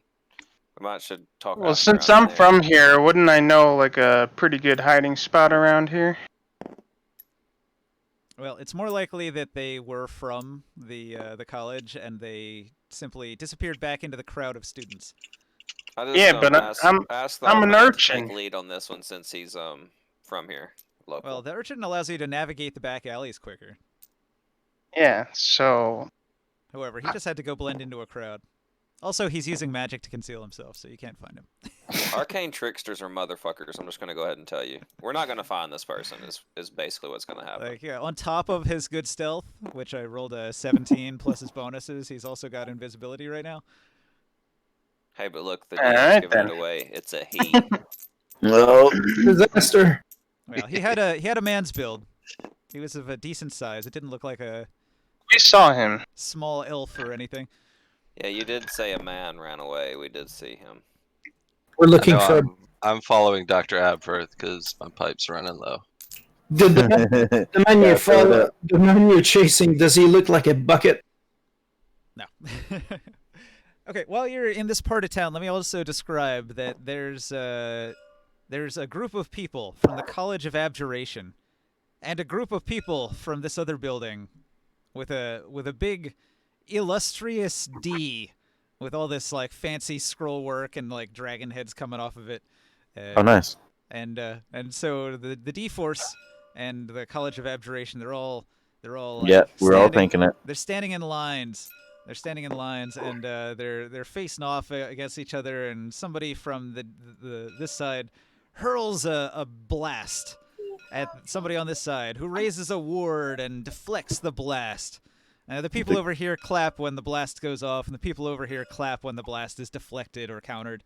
And there's just a whole bunch of attacks and counter spells, and eventually the attacker grows tired, and the one who kept raising words and counterspelling snickers and sneers, and eventually is declared the winner unanimously by the crowd. And so these College of Abjuration guys, they're gonna go back into their building, patting each other on the back, and these D-Force guys are gonna snarl and Dick. shoot fireballs into the air and stamp the ground and get all red in the face. And they're like, next time, we need a better lightning bolt. And then they go inside. Sorry, dude. Dick Force. So, Anyways, so this actually stands for dragon. The Dragon Force, they are evokers who style Dragon nuts. Sorry. they style themselves after the chromatic dragons because they do I'm sure he's so happy he's doing this right now. elemental attacks. Man, I'm getting this shit out of here. I actually walk up and see if there's any students milling around the entrance here.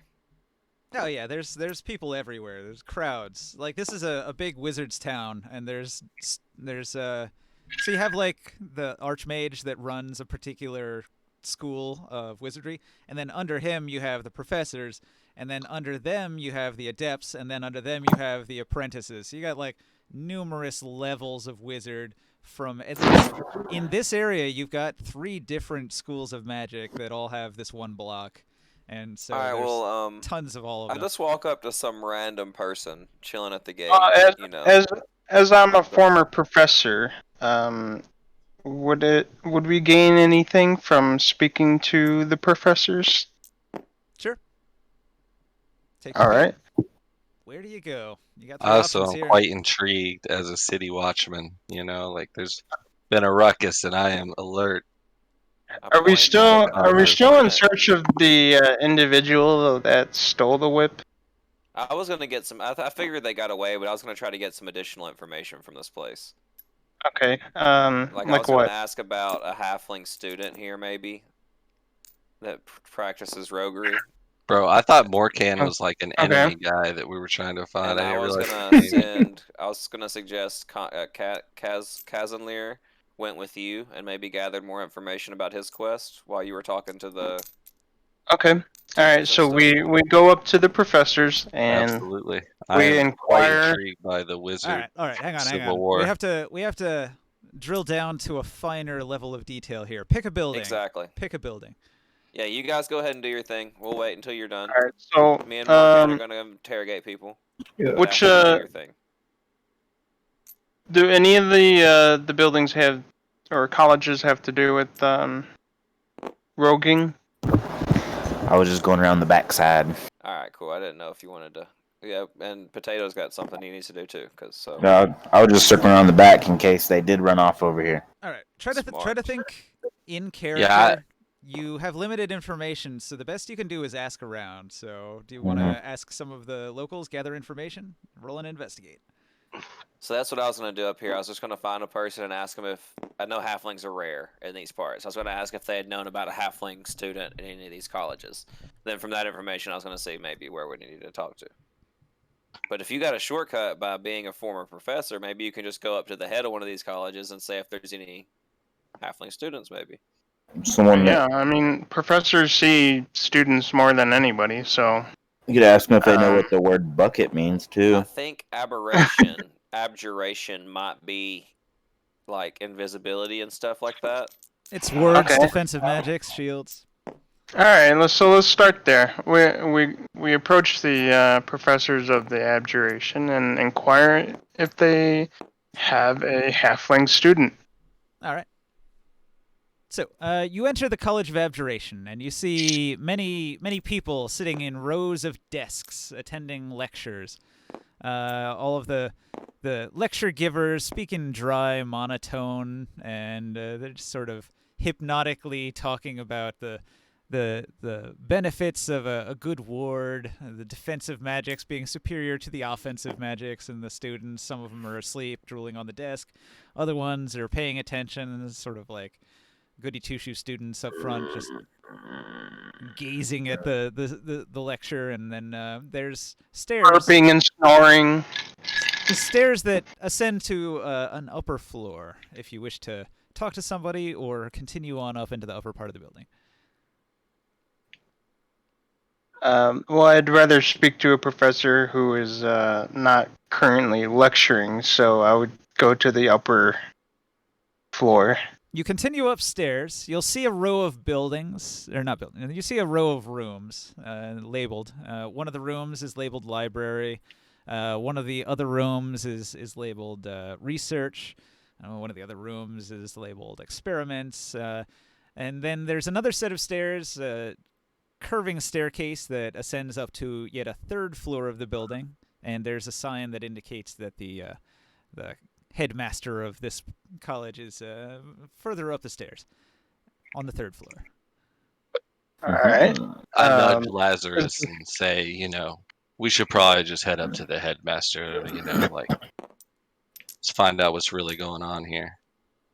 All right. So is this a type of door that we just knock or walk into? Well, you get to the top of the stairs. At the end of a hall, there's a door, which has the headmaster logo on it. There's nobody there, so I guess if you want to knock, that's the only thing you can do.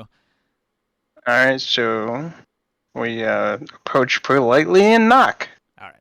Well, it's the right time of day. Everybody's doing their business. So you hear a voice from the other side that beckons you to come in. All right. We enter.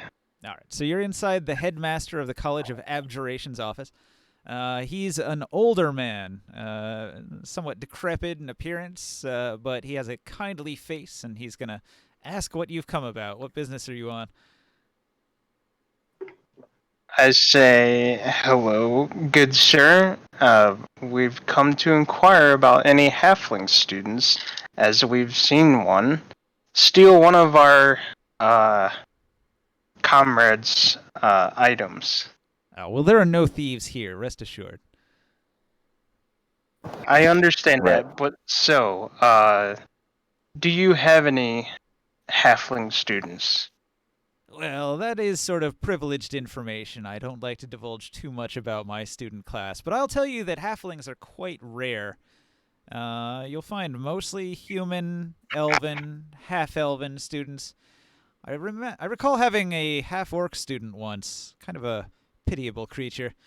I recall in the past we have had halfling students. I don't believe we currently do. Can I make an insight check to see if he's telling the truth or if he's trying to hide something here? No, he continues. He says he thinks he recalls one in the Bard's College.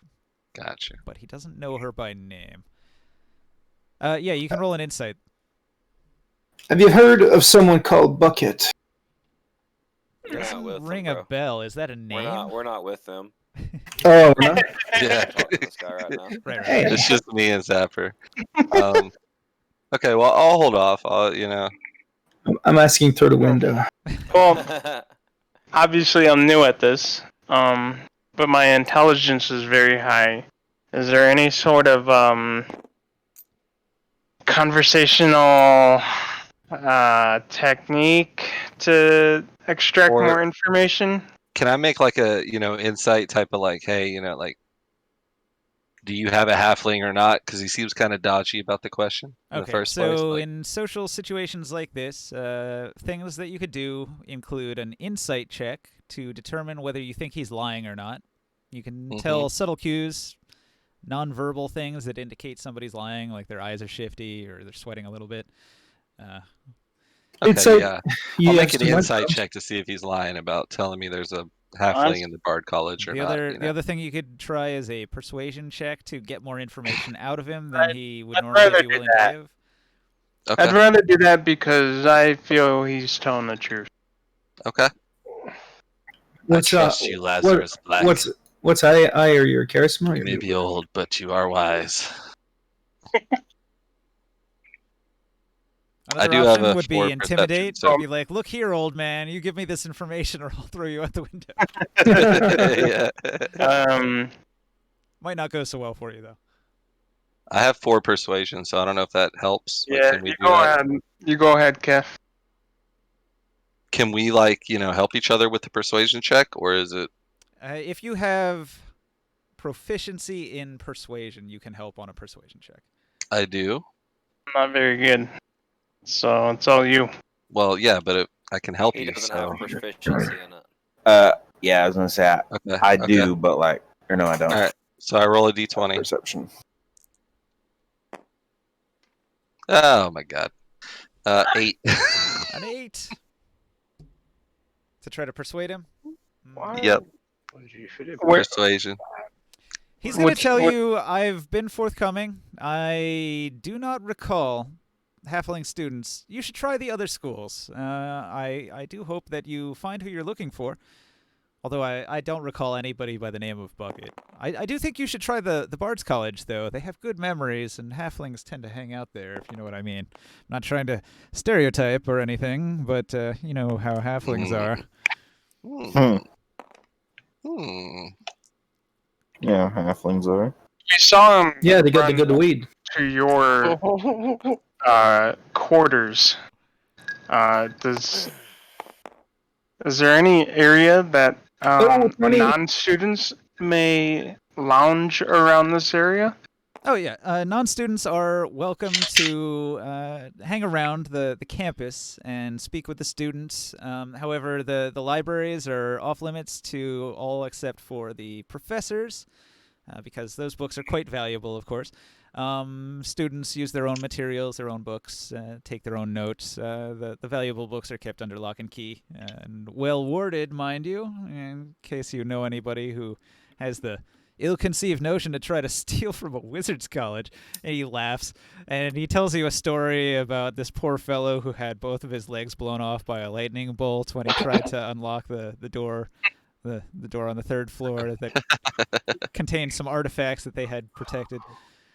Yeah, I want to ask some people in the area, like in the streets around the colleges. Like I want to see, like I'm asking some question about, is there anyone that knows if there's some bets that are done on who's gonna win every day? Bets. So me and Kez are content with the information we received, and we are regrouping. All right. Cool. Sounds good. Probably should have done an insight check. I know it's out RP, but I probably should have insight checked that motherfucker instead. Yeah. So what's going on with me? I was sneaking around the back to just see what's going on, make sure no one got the jump on us. All right. We don't know what is going on with you, man. Here's nothing going on over there, so let's see. You just went. sneak back in. You went here and down this way. Oh, I was over here, And like and so I was like, All the way around so I was that. saying like, do I need to go? Where do I need to go to come up in there from the back? Okay. Keep an eye out. So if you go out here and down the guild rows, you're going to see a lot of guildsmen going in and out of shops, and you'll head towards the end of the West Road, where you hit the 2 towers at the end of West Road, and then you see Yeah. the long empty row down here. Like this is really a back alley. Like there's very few people down here, so this is like mostly a clear thoroughfare. And Yeah, it's my territory. You see this building doesn't have any doors on this side. There's just windows overlooking sort of a. Can I peek? Yeah, you can peek inside. There's classes going on. There's various students being lectured at by old wizards with long beards. I want to like stick my face directly to the glass. Okay. Yeah. Well, you startle one of the students. Yes.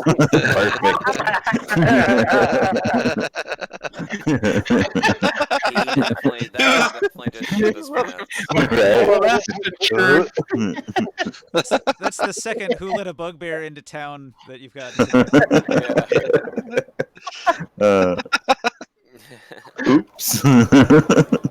Alright, so while Chris is investigating about gambling, I'm gonna ride in on my dog and say, Raspina, has anyone seen my niece Raspina? Kind of walk up to any local and ask about my niece, the only other halfling in town, most likely. Ooh. Nobody has heard a thing. That's a shame. All right then. Let's Many of them- not. Maybe we regroup with Morkan and see if he's learned anything now from hang the on. locals. Hang on, you're in D-Force when you were asking this? I was right at the gate, actually. That's where I was talking, just like right at the gate to this little. I was over here, but my character got moved. Was when I started. Well, maybe we should go to the area that the headmaster mentioned, where the non-students hang Well, out see, the at. problem with that is our two activities happen simultaneously. So even though I know that you just had that conversation with that guy, I don't know you had that conversation, and I'm still just talking to people. Like we gotta Yeah, meet up and be well, like, yo, this is what that's why. happened. That's why I'm telling you, like right now, like. Okay, that's good. I'm totally fine with Quad. that. I'm down with that Yeah. idea. I just was trying to continue the. Well, I was thinking maybe we run into Morkan and see he's been talking to locals and like, hey, have you learned I don't know, anything? man. I think Morkan's a lost cause, to be honest.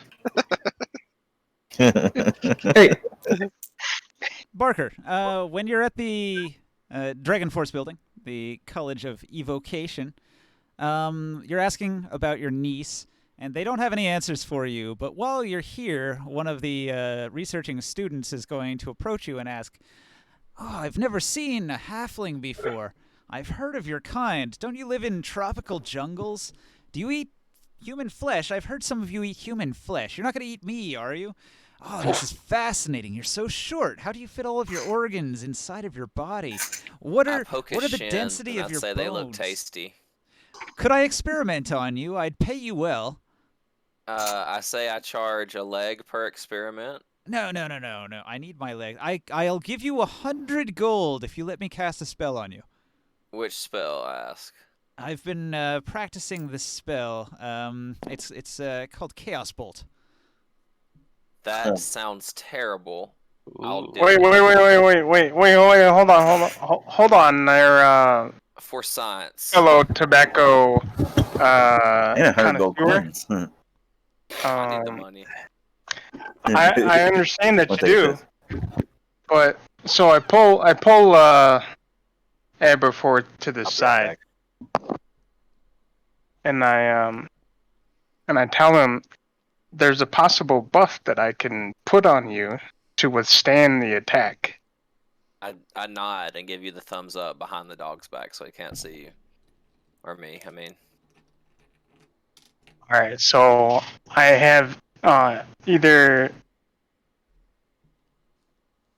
I have protection from evil and good. Will that work? I don't No. think so. Yeah, I don't know if there's. It depends on Maybe if you can the make- one doing it's evil. That is true. So we have to find out if he's good or evil first, There's no way to tell. like an insight check. I just tap Lazarus on the arm and say, "You look plenty skilled in patching people up. I'm sure it'll be fine." It's no worse than that time that crazy tribe tried to rip my heart out and I had to run from the giant rock. Again, kind of a timeout thing, but like, would I be able here to do like an insight, like like I overheard what's going on because I'm right with Lazarus. Can I be like, hey, do an insight check on this guy from the D Force to see if his intentions are good or bad? You're welcome to roll an You're a insight check paladin, if aren't want you, to. Kef? Yeah. You're a paladin, correct? You can just sense evil around you. I think they get that ability at second level. Yeah. No, it's Yeah, first. I no. remember putting it No, up. I have divine sense that just detects like undeads, fiends, or celestials, I think, Oh, within a demonic. certain You'll range. get like that that. though. It's something that you get. You know, I see. but I Yeah, do have I a really got you. high insight check, which, you know, is supposed to determine the true intentions of something, right? That's what I understand insight as. Like, Yeah. you know, I'm supposed to be able to like determine if their intentions are like, is he, you know, good, like trying to determine if his spell's gonna work, or is he like, you know, evil intention with the Is he just spell? trying to kill you? I just, No, I it's kind just, of edge case stuff, but you know, I was just no, inquiring. I just kind of like hold my hands up to you two guys and smile as a halfling. You know, use some of my charisma and say, in the words of Sir Drake of Toronto, you only live once. And I turn to the elf and say, do it. The Okay. the elven wizard says, "Oh, don't worry. I haven't had a test subject die yet." I said, I like my odds. All right, stand perfectly still. This will take a moment. He waves his hands. I tell Borker to stand back. Just don't roll a 1. Well, can't I just do the spell either way? Like, Can. Yes. Yeah, if you he, can. You yeah, certainly can. if he turns out to be evil, then There you it go. helps you. If he's good, then it doesn't do anything. That's fine. I like it. All right, Kev. So to make things stack, you see the shadow on the bottom piece? Yeah, Try to center it I as much as possible. see. Oh!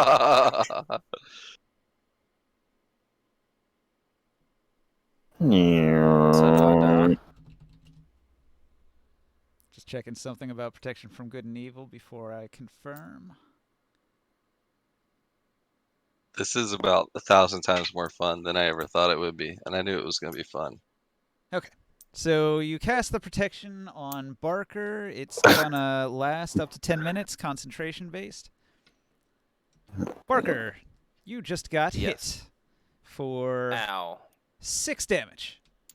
Ouch.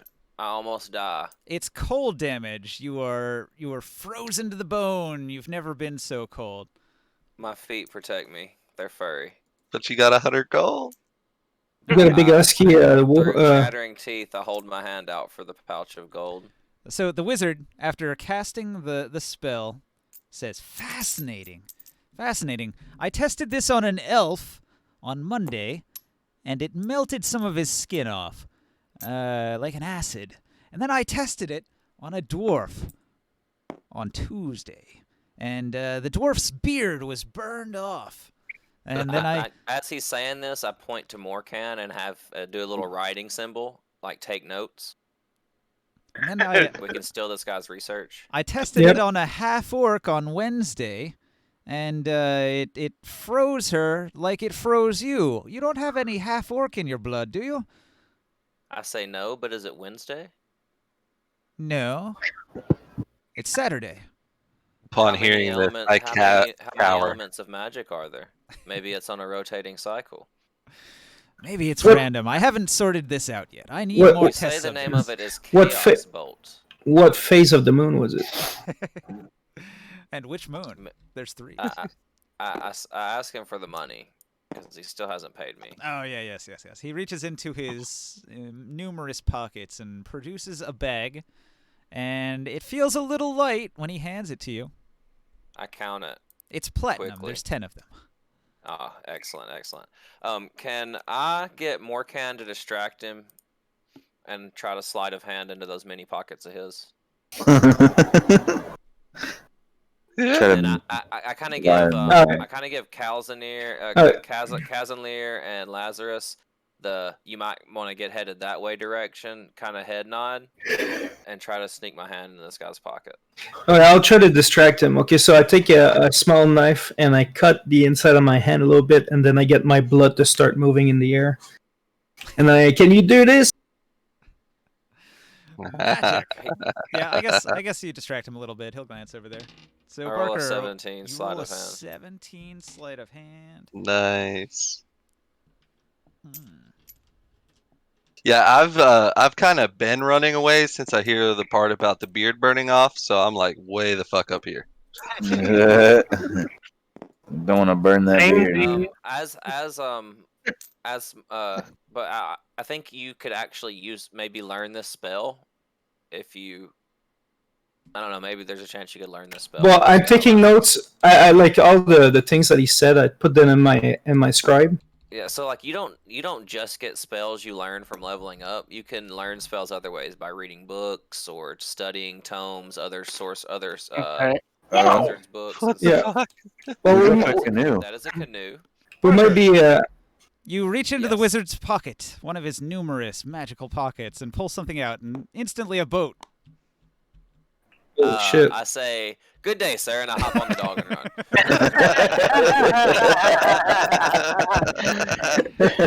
I said good day. I say, "Good day," and then I ran. Okay. There's no sleight of hand in the world that's going to fit a boat in your pocket. I'm done. That's it. As I see the tip of this boat come out, I stop pulling and I start running. So he's got one of those robes of many things that you pulled off the boat one. Nah, that's amazing. I'm so glad that happened.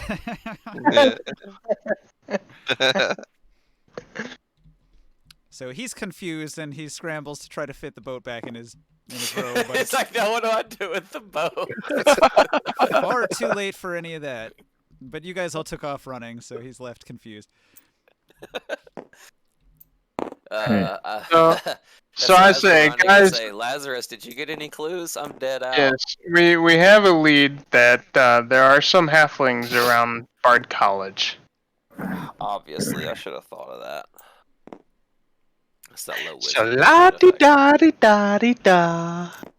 So me not knowing anything, I want to come around here Yeah. and I want to keep looking for a mini man. I want to keep looking for a small human. All right, so we're still running, but Potato's still got stuff he can do. I'm still in the streets asking about the gambling stuff. I'm looking for somebody. On the way, you pass a wizard screaming at a boat. So, all right, hang on. Let me elaborate on this for a second. So, a couple of men approach and begin yelling at the wizard, and as you walk up, you can overhear some of the conversation. So, Do I hear the noise from where I'm at? yeah, maybe. Yeah, when the boat hits the ground, it makes a pretty loud thump. So, Yeah. all right, so two men are yelling at the wizard. One of them is a taller man in armor with red hair, and he's pointing his finger into the chest of the wizard and shouting at him. And the other smaller man next to him is sort of like a quiet, like minion. They both have the look of knights or maybe paladins.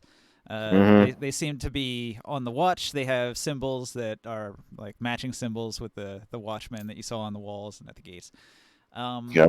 So these guys apparently seem to be, town guards in an official capacity, and they're yelling at this wizard for parking a boat in the middle of the street. He's like, "This is unacceptable. The noble houses will not have this obstruction in the street." And he's Sounds like the Baron. Yeah.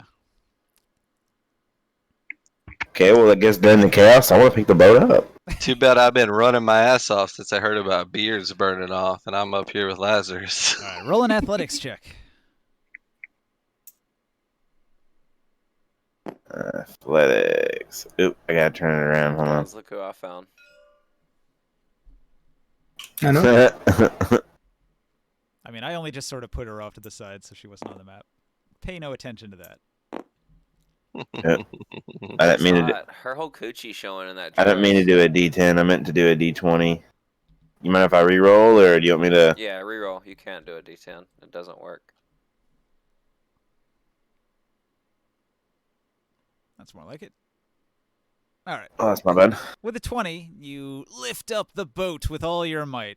The knight looks over, and the wizard looks over, and he says, "Yes, I was attending to it. I hired this laborer to help me move the boat. I am not parking it in the street." The guard looks at him and looks at you, and looks at him. He says, "We'll see that you get this out of the streets." And he marches back towards the noble houses. I kind of want to nod, and then I want to kind of follow the guards. Okay. Well, so you put the boat down? No, I'm carrying it with me. He said I was a laborer. It's my boat. Find its keepers. Yeah, the wizard's gonna follow you and say, no, bring it this way, bring it this way. I'll pay you. I'll pay you if you help me bring that boat over into the courtyard. I look at him, pretend like I don't understand what he's saying, and I keep walking. All right, he looks at you and he's going to shout, "Fine, I'll tell them I sold it to you." I look back and I wave at him. Oh, dude, free boat. Where It's like, aye. Where are we gonna be parking that thing? Park this big old boat in this little garage. So you'll find that the knights travel down a narrow alley. The boat's not going to fit. No, man. Then I will pick a different alley. I'll just walk this way. Now, all the roads leading into the Noble District are fairly narrow and well guarded. Huh. I want to try to break the boat in half and see if I can carry it that way. I'm looking for mooring. Is there any dockage in town? I mean, there's a river several miles to the east.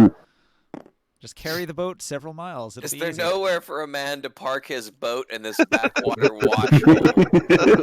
I'm gonna go to the courthouse and ask where I can park my boat.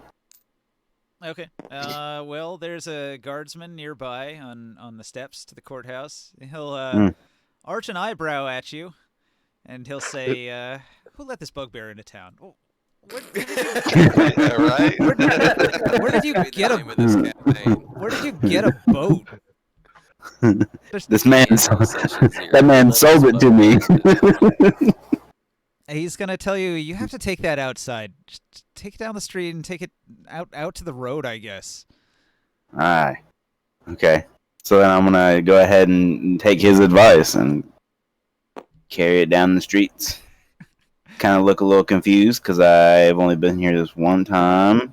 Don't remember it very well. You pass somebody here who says, "Hey, big fella, do you need a wagon to carry your boat?"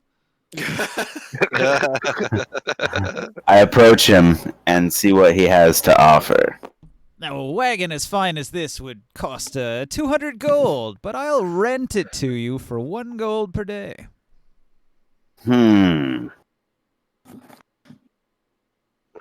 if I see if the boat can fit in it first?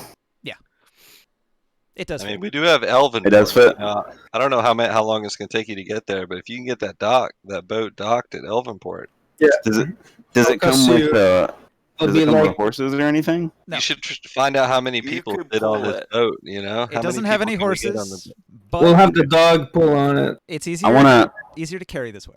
Find out Okay. the capacity of this boat if you can. You know, I wanna look at him and I wanna wave and I wanna say thanks and I just wanna walk off with the wagon. I believe you can fit 6 people in a boat like this. perfect, Okay. It's like a slightly longer rowboat. cool. Oh yeah, dude, do it. I say we attach. I wish there was a logical way for me to come help you since I'm still insecure about you beating me. I say we put a harness and sleds on it and make it a pullable sled that the bugbear pulls around with him everywhere. You can do it. Training. I love it, dude. I love it. One day maybe you can buy a horse or something. I love it, dude. I don't need to buy a mount. Just gotta have a boat. Yeah, you're Yeah, like a that's pit right. bull pulling a tire with a chain. What is it? A rickshaw? You know those things that you can rent to go across the city or something like that. Yeah, Yeah. They are called rickshaws. yeah. That's what he said. So do they say anything about me just like grabbing it and just kind of walking off with the wagon? Well, did you pay him? No. Well, yeah, he shouts for the guards. Help, he didn't pay for that. Okay.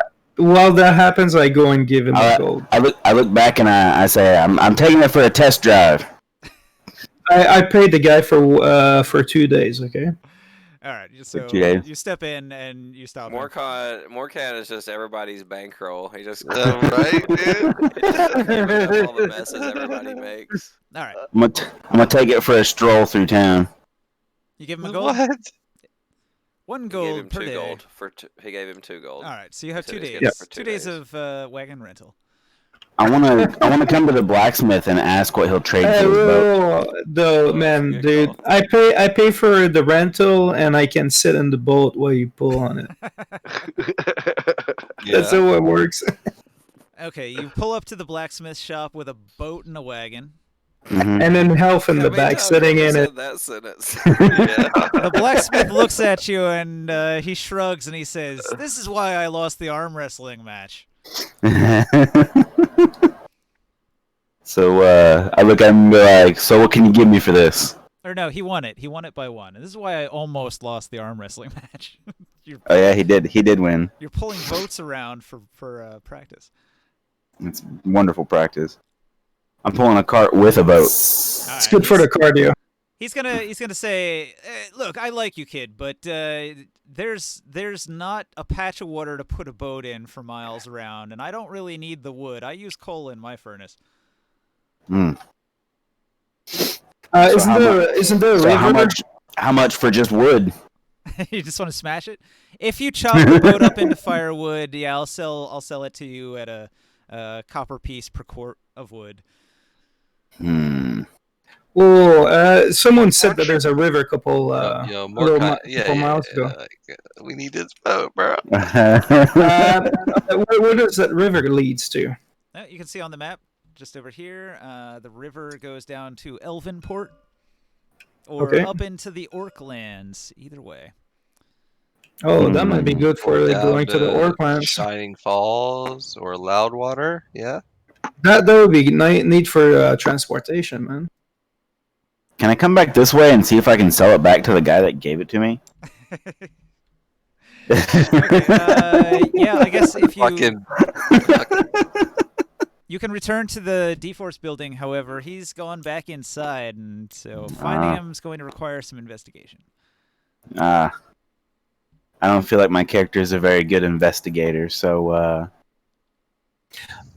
I think I'm just gonna look over at Morcan and be like, "Where do I put the boat?" We'll take it to the river. We find a safe place to park it, and then it's a few miles from here. It'll take us a day to get there. So I mentioned when you came into town that in the gatehouse, in the stables area, that's where all the merchants that come in park their wagons and things. So there's a lot of space in that Okay. first area for stowing something if you need to. Kobe. Fucking bugbears, bro. Okay, I'll Sure, say dude. let's take it over there for tonight, and Yeah. then we can. Come on, keep it. Morcan. You gotta hold down the party's goals. This fucking bugbear trying to make money. How do you unlock? Are these locked together? Oh, you gotta. I'll do it. I'll do it.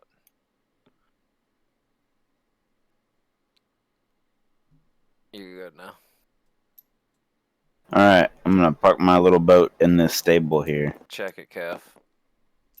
I'm about to shoot this dice out of this cannon and make it in that dice tower over there.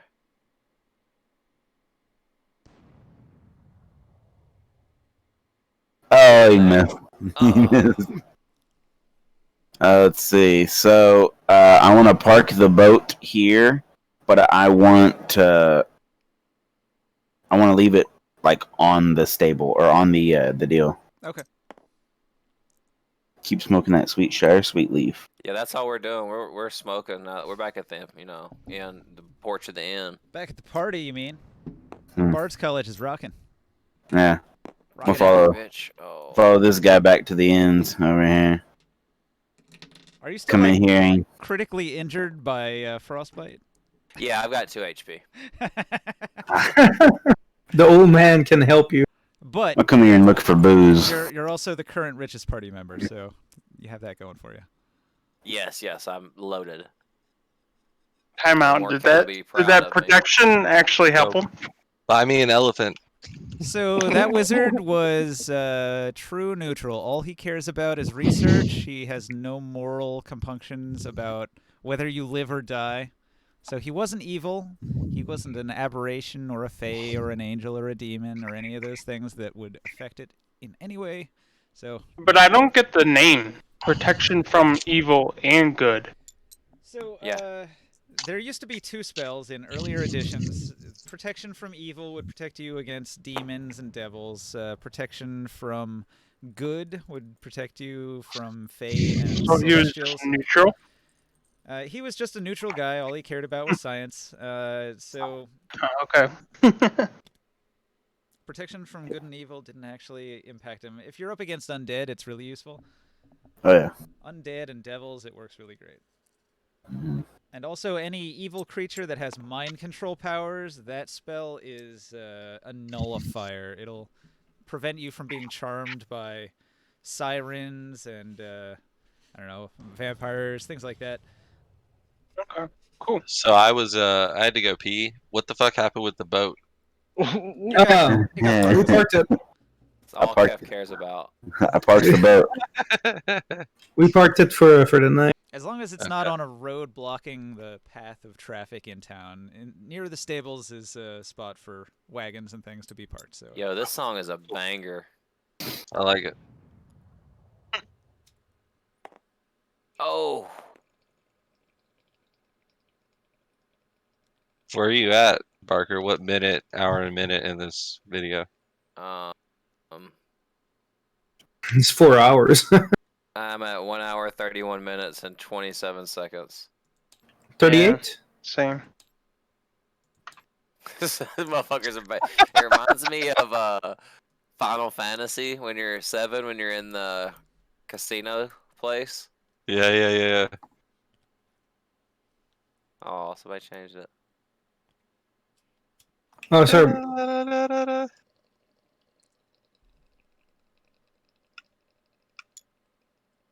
I got an ad.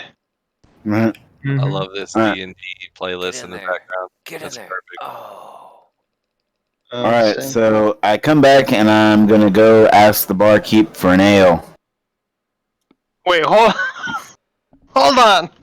okay, you get an ale from the barkeep. Sweet. Damn. Got Yeah. distracted and lost your turn. I wander in, Hey. and like normally alcohol wouldn't really affect me too much, but I've been smoking a lot of that stank dank furry feet. Yep. All right. I'm passing out. Hang on, I've got an NPC for this. So you approach the brewer. She introduces herself as Endel Mugwort. Wait a minute, I hear brewer, and I wake back up and run over. She's a young halfling, so she's one of the town halflings. She's got a bald head and black eyes and silky gray skin. Boy, she's weird looking. She's 2 feet tall. So she's just standing on the bar pouring ingredients into a barrel. She's got a muscular build, though. So she picks up the barrel and carries it over her head. And she has an oval, glamorous face with tiny piercings on her right ear. Kobe. Can I look at her and be like, "Did you steal that tiny man's whip?" She looks at you and she says, "What? I've been here brewing all day. Do you see this party going on? I'm behind schedule. Unless you have something important to talk about, don't bother me." I look at her and I say, "Can I have another ale, tiny person?" Sure. She'll find another container and she'll pour one out for you. Haha.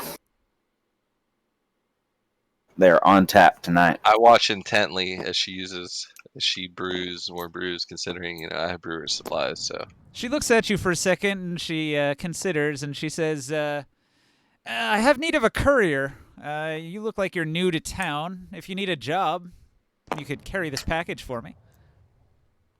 said I, for a pint of that ale, anything. Hey, any herbs? You're probably getting yourself off pretty cheap on that one. And what's your name? Casimir. Casimir. Well, as I said, I am Endel Mugwort. So, Casimir, if you carry this package for me to my sister, you have to carry this package, or no, not to my sister, to her daughter. Carry this package to my daughter. You'll find her in the row houses in room number 342. Roadhouse. Row house. It's not far. It's not far from here. And how much for this task? Oh, I don't know. Courier service. I'll give you 5 gold. Ooh. 10 gold, and it's a deal. 10 gold. That's highway robbery. Could pay some street urchin to do this job for 3. What's a highway? Gold. 6 gold, and I'm on my way right now. It'll be delivered with the utmost expertise. Roll a persuasion. I don't know why shooting dice from this cannon into this tower is so much fun, but it has occupied me.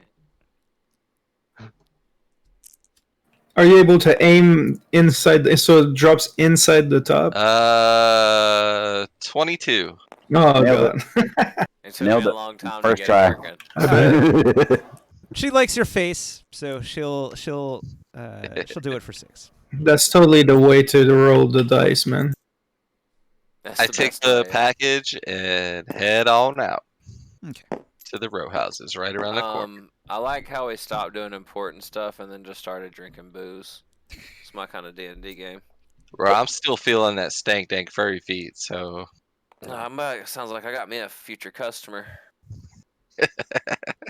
maybe so. Hey, I have to work. Barker, I go Alright, to. so I take the package, I head out, take a left, and head towards the row houses. I'm gonna follow him. But I'm not exactly sure which number was it. 30 something. You're supposed to remember these things, Kev. I'm sorry. In case you're gonna spend some time investigating. 37. Nope. 32. Better roll some investigation rolls, homie. Shit. Yeah. Well, I mean, she's right there. You could go back and ask her again. Has she already given me the 6 gold? Yeah, she just gave you the 6 gold, and you just walked away. Alright, You're like, I peek in the door and say, yeah, what number was that again? 342. Alright, so I head over to the row houses.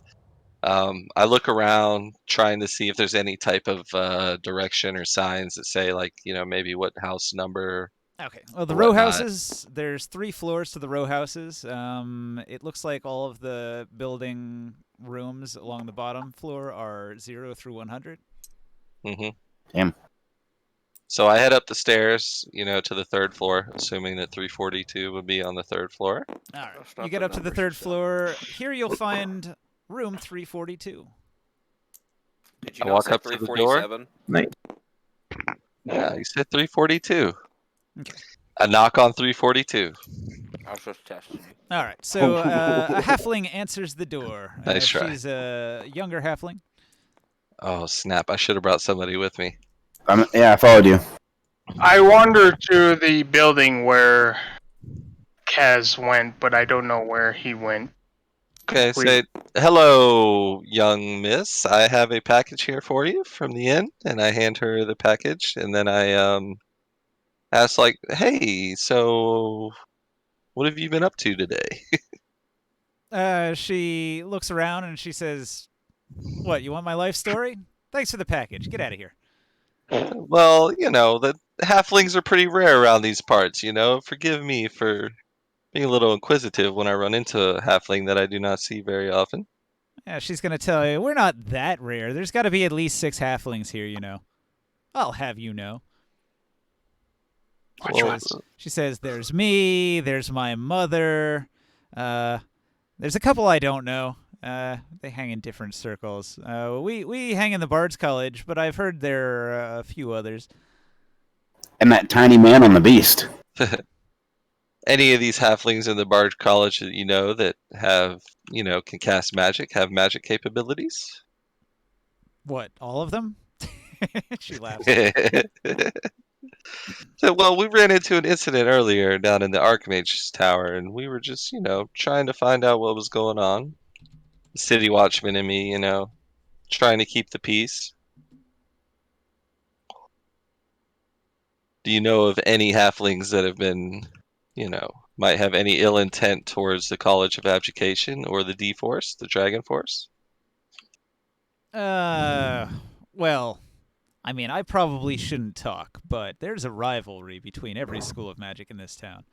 Bard's College is no exception. They put on a smiling face and a smile, and they put on the charm, but they'll stab you in the back. Like, they're just as vicious as every other one of these schools of magic in the area. I see. She opens the package and she puts on this amulet that was in there, and she's like, "That's why I got this. A little bit of protection in case some errant fireball goes off in the vicinity of me. Well, why would you ever need some type of protection? Oh, haven't you heard of the murders? The murders? Question mark. Yeah, almost every week here, some wizard gets in a duel with some other wizard, and they end up killing each other one way or another. A duel, you say? You pique my interest. Wizard's duels are so common around here; it's a real nuisance. But anyway, this amulet should protect me from collateral damage. I scoff and make a remark about how the City Watch should be able to keep order in this town, and just kind of in a disgusted manner. She's gonna laugh knowingly, but not say anything.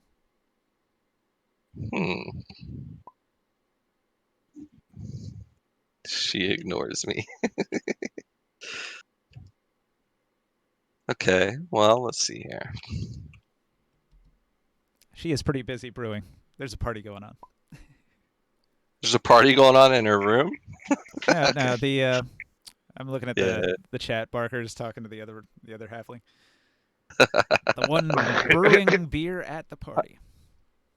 Can I inquire as to, like, if she has any type of allegiance? Does she have any friends, like, in the College of Abdication, the D-Force, or the Bard College?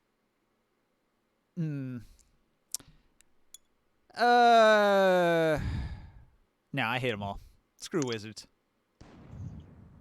Screw wizards. Well, it sounds like, most of the halflings are part of the Bard College, so naturally, wouldn't you be inclined to stick with your halfling brethren? Well, I enjoy music and a good drink now and then. I find magic a little disconcerting, unnatural even. I like a good piece of steel in my hand. It has weight and heft, and it feels real, not pulling things out of thin air. It's just unnatural. It makes my skin Why crawl. would you need such Can I amulet? Can I butt in? She's talking about all the things that I like. If you're there, yeah. Cecile? I would like to look down and be like, you don't look like you can hold some steel in your hand. Yeah, she'll flick her hand, and a dagger appears in her hand, and then, without any seeming motion, she's suddenly got a dagger in her other hand, too, that you didn't notice. Kind of give off a little bit of a chuckle and, you're pretty good. Ha ha ha. Pretty good, she laughs, and then I'm going to make a dex check here. She starts juggling the daggers, but she only gets, 14, so it's only sort of, mildly impressive. Can I find, something nearby, like a chair that's big and heavy, and, juggle those?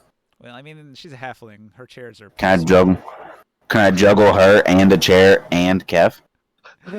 If you can catch her, you'd have to make a pretty good grapple check. I'm gonna get my boat. Hold on. That sounds like it could be a disaster. Is Lazarus with us too? No. He's looking around the building looking for us. I'm outside the building. It's like, He's chilling outside. Alright, you guys have a good night. I'm out for the night. Later, That sounds dude. fun. I'll have to try joining in next time. Yeah, man, we'll catch you later. Later. We probably shouldn't go too much longer. It's already 2:30 a.m. It is pretty late. You are God in this universe, so you can pretty much tell us to stop whenever you want to. I want to ask the lady about the duels that she was talking about, and I would like to have a duel with somebody. All right. Well, she'll think about it for a minute, and she'll say, well, let's see, what was it? 4 days ago, one of those D-Force guys incinerated somebody with a fireball. Incinerated who? She's gonna say that it was some hedge wizard, some no-name. And then, let's see. 2 weeks ago, there was that illusionist. Illusionist? Yeah, there was an illusionist. He was pranking. He was pranking one of the Bard's College people, and that duel didn't end up in a death, but the vicious mockery spell can be quite nasty when it's used on you multiple times. That sounds very horrible. I don't.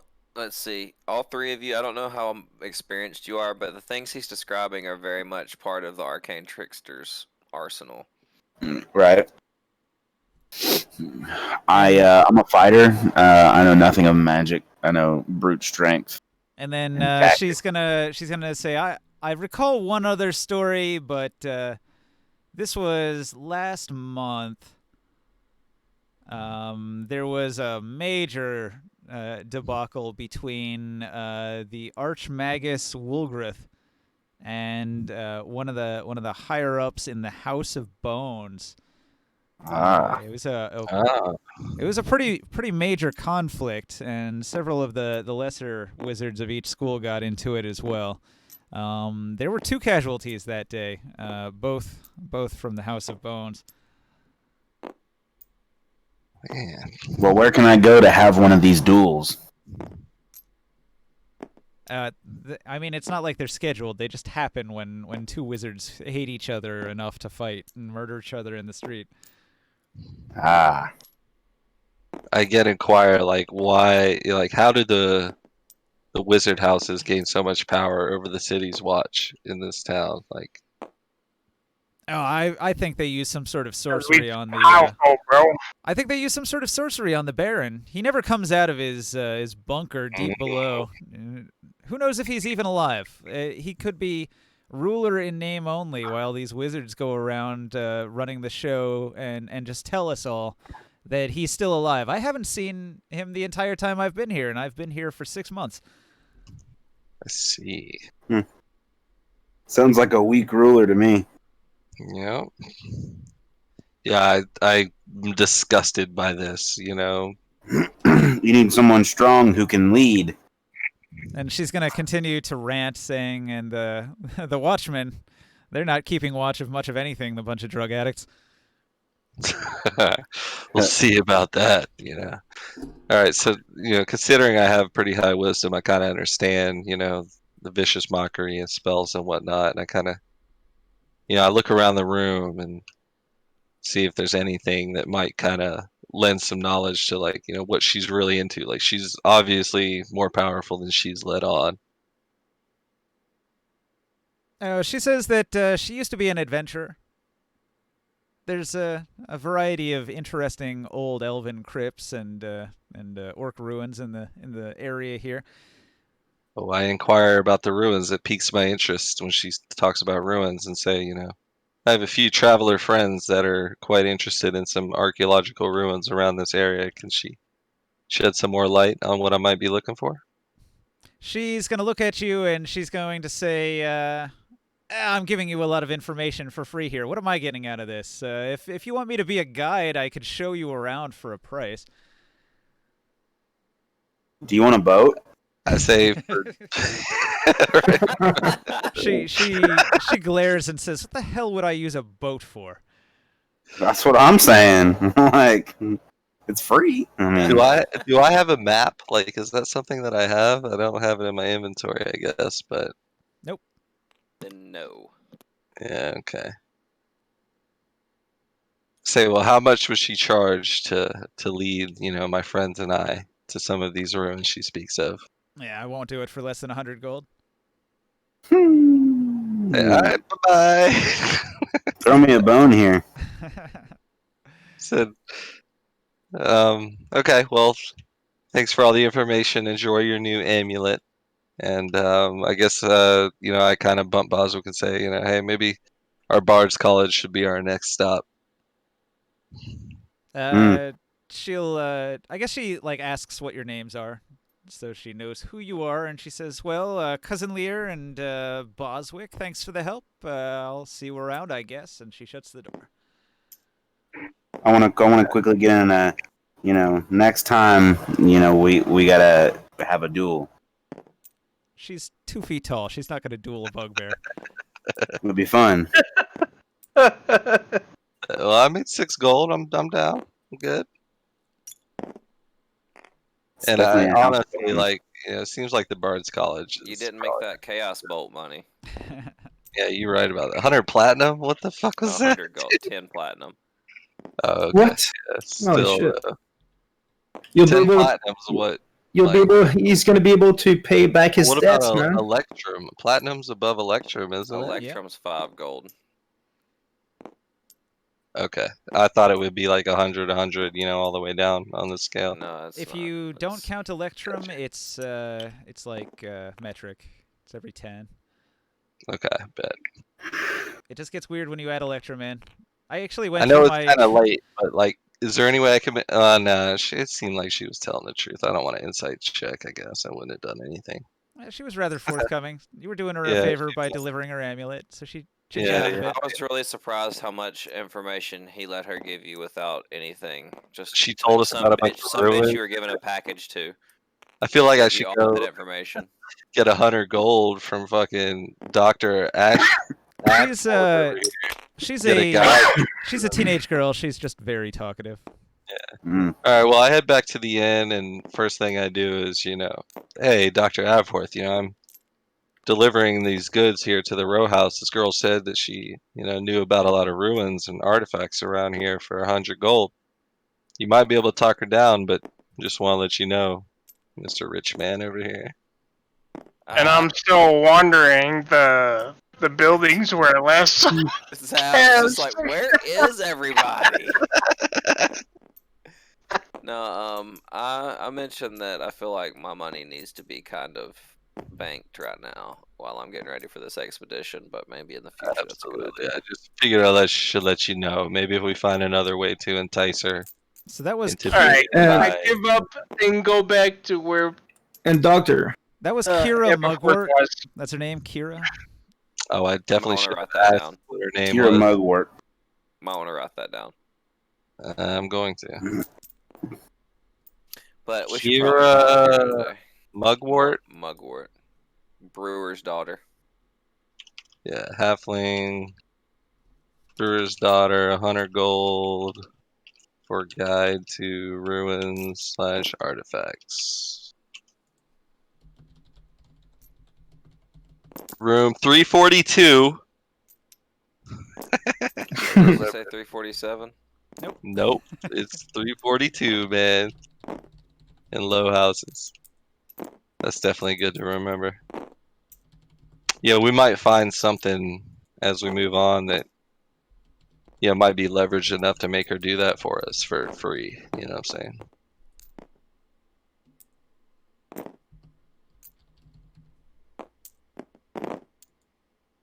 Whoa. Yeah, as soon as, maybe if we get into going down these stairs at some point, like hopefully run into this Curse you.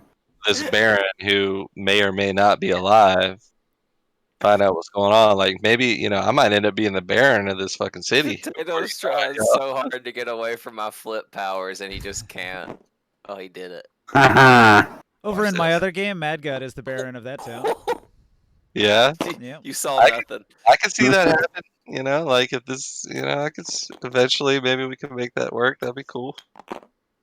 Like I'm trying to kind of stick to my character's ideals and stuff here, like being disgusted by I'll this. tell you one civil thing war now. that a lot of newer players do that you don't necessarily need to do. You don't have to use your skills to check for everything, because you're not going to find much with most random people.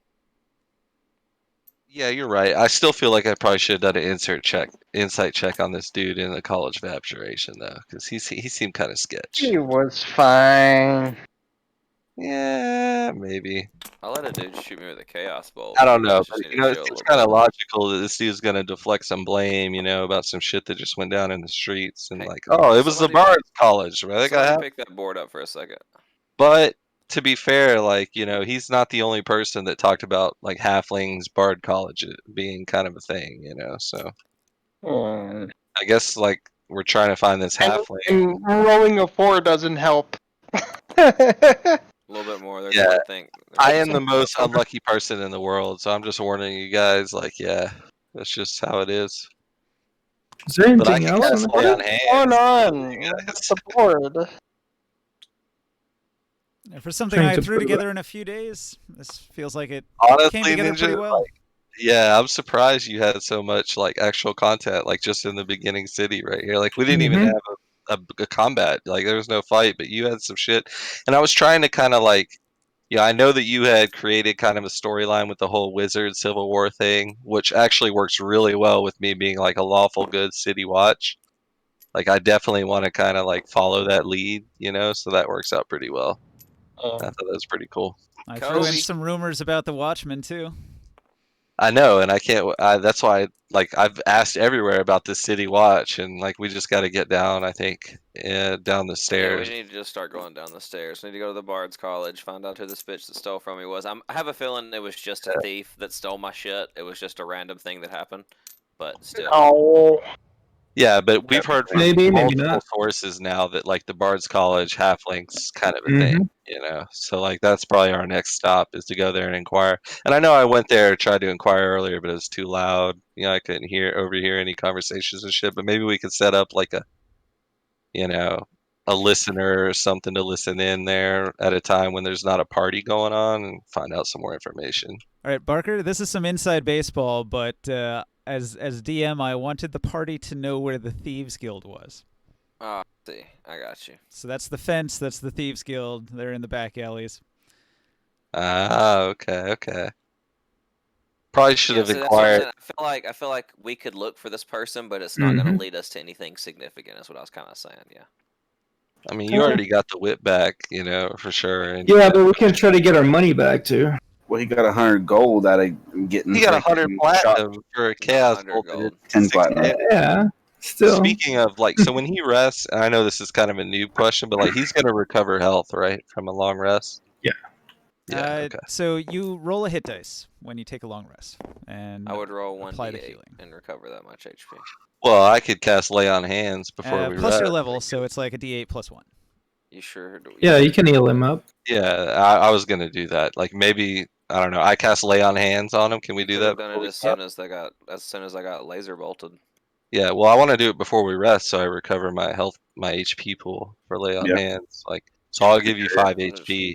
Yeah, we'll just say it's full. Yeah. Well, 5. So I guess you're at 7 to 8, right? Well, I'm gonna recover 3.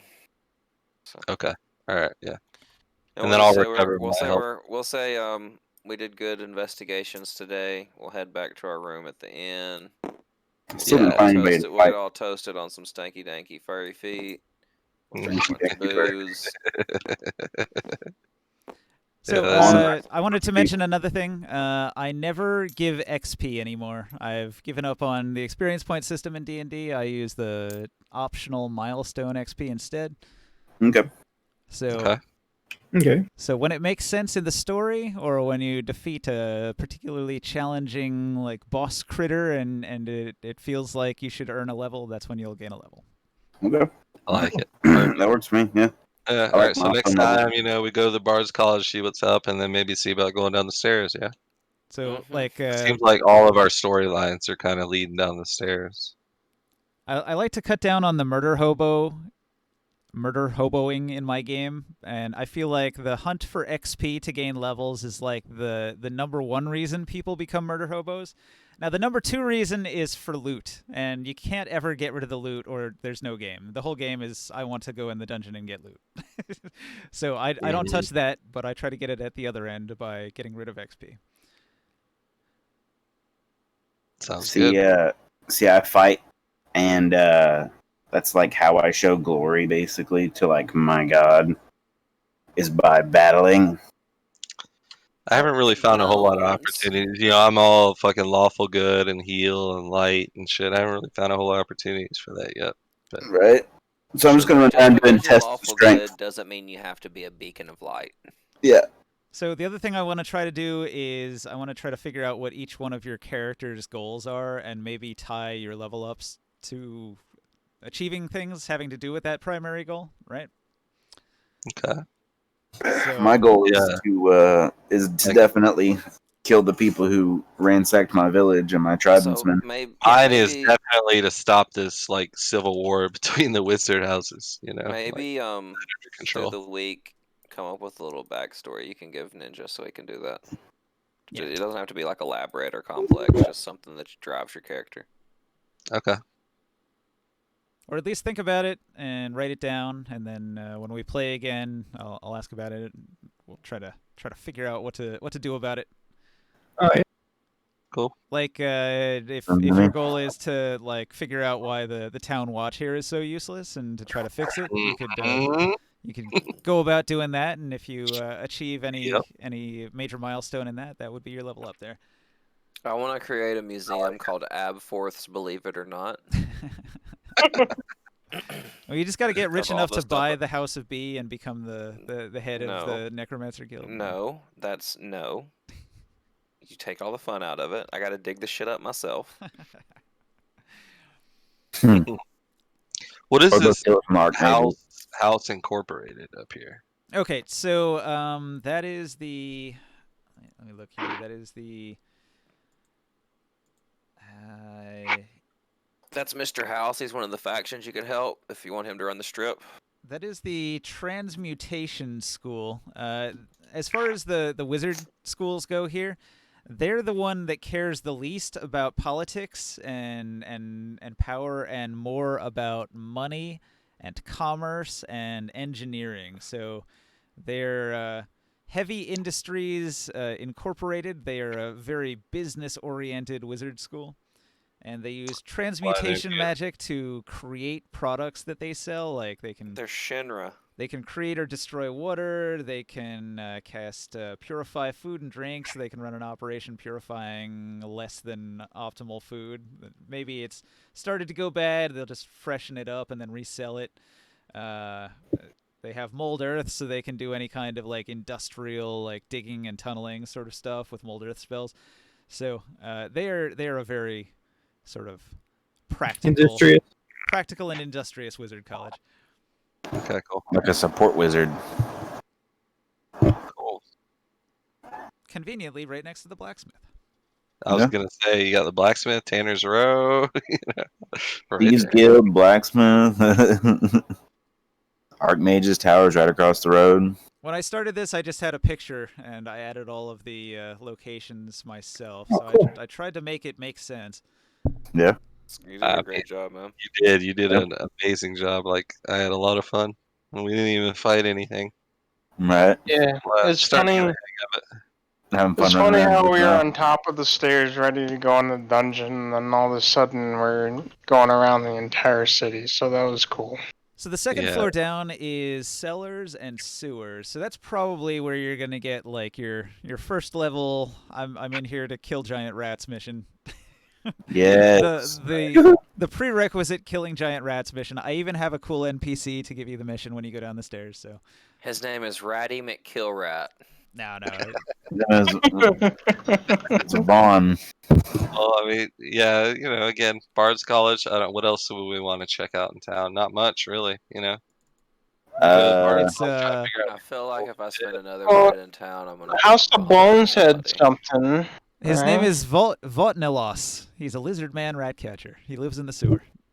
Perfect. Yeah, so next time Bard's College and then down the stairs, like Barker said, like the whole who stole the whip thing.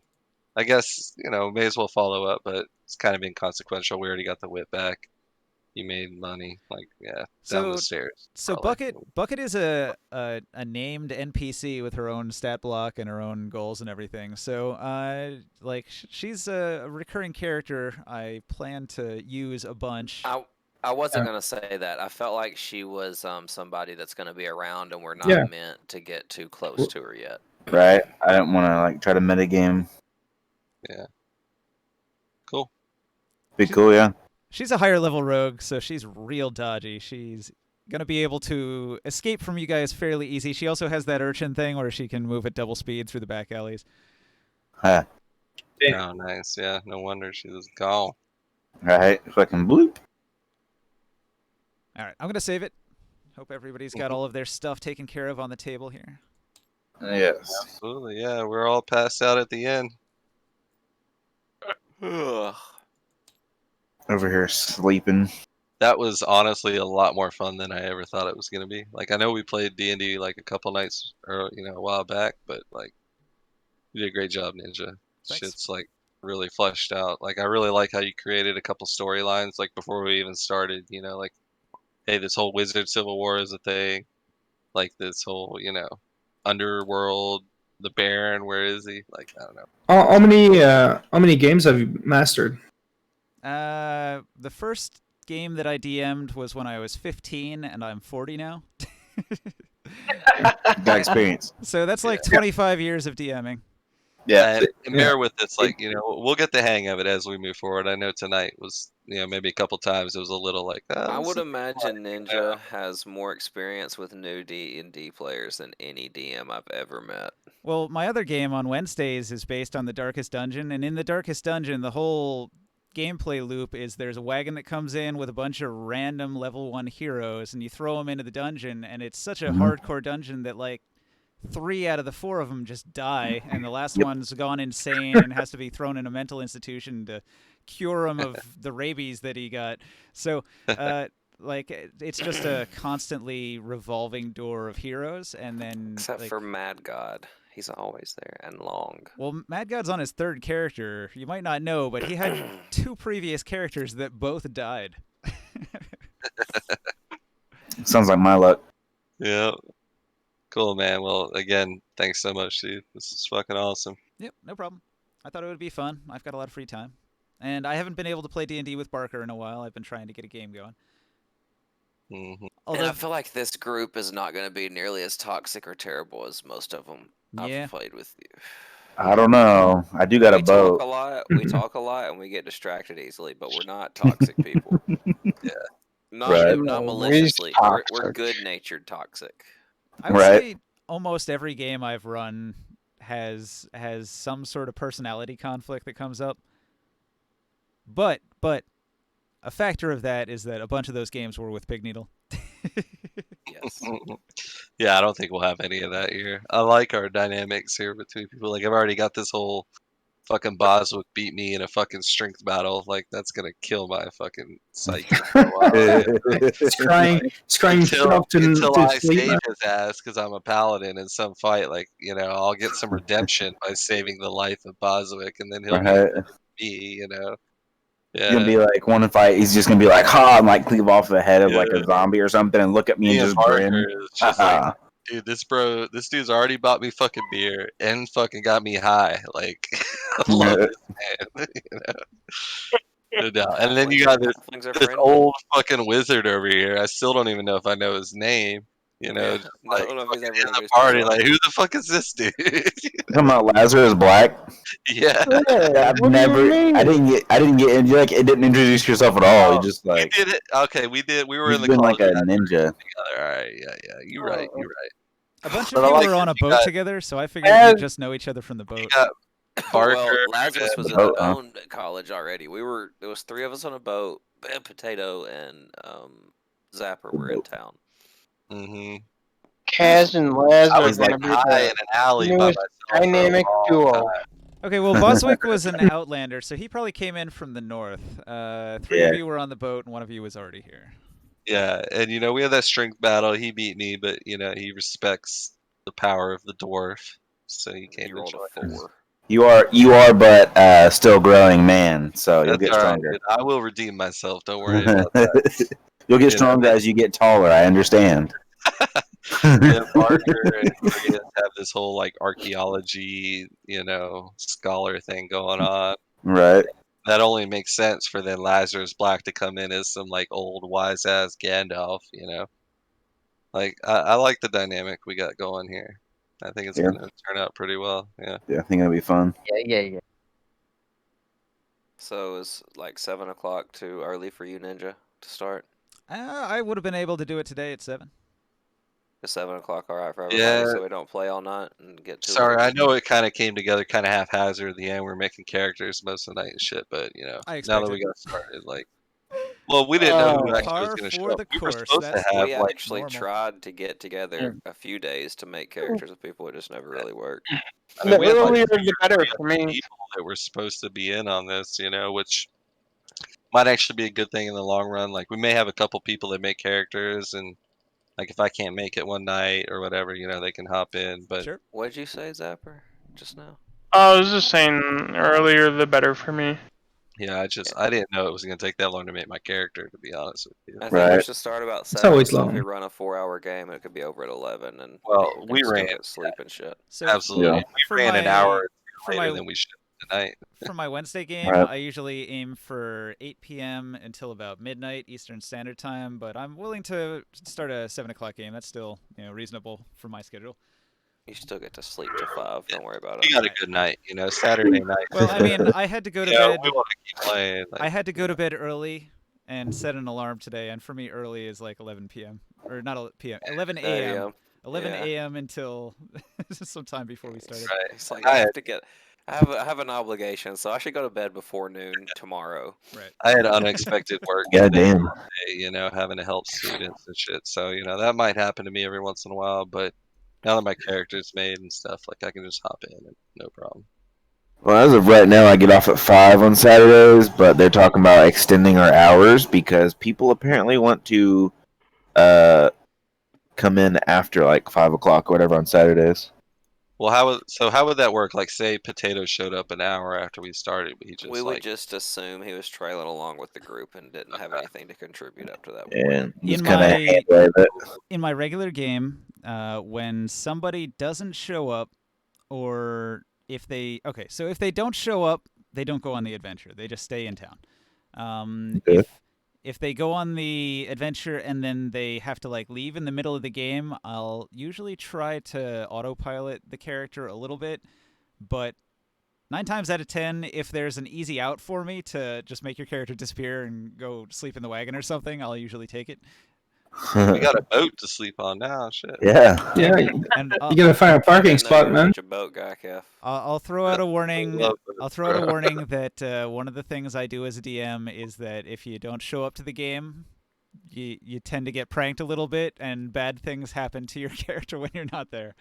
Uh-oh. And I like it. I like This it. was part of the story, as in it'll be. And last week, also, X got he was sleeping in a stable and a horse shit on his face. Okay, well, all right. Here's an example from recently. So I had a new player, and he shows up on time, but he always leaves like 2 hours early because he's like, I got school in the morning, I gotta go.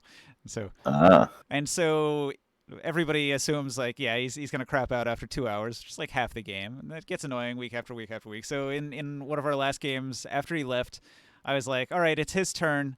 Everybody's underwater. They've drank their potions of water breathing. There's like enemies coming in from all angles. I'm like, he goes over here and he molests this crab, and it doesn't like it, and so it starts storming off into the seaweed. And so he's like riding this bucking bronco of a crab into the seaweed and gets lost in the seaweed for an entire week.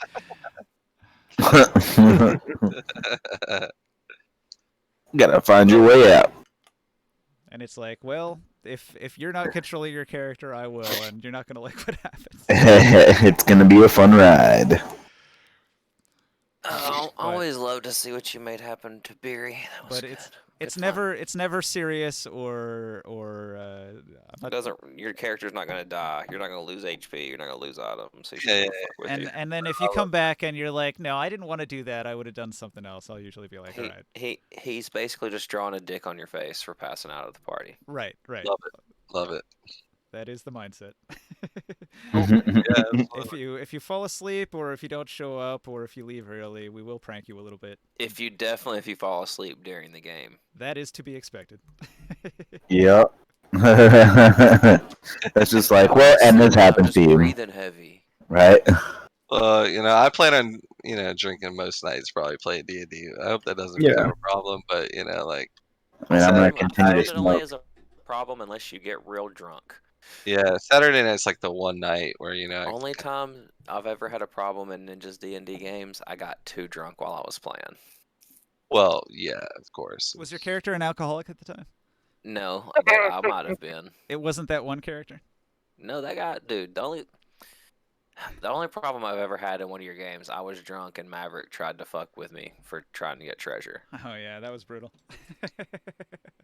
and I didn't handle it well because I was fairly intoxicated. Mad God's got severe OCD. His personality is a little quirky at times. I'm good in New York. Yeah. Yeah. Let me get Zap in here. Man, it'd be cool if we had like a The only really bad guy was cool, Maverick. like straight up like in person.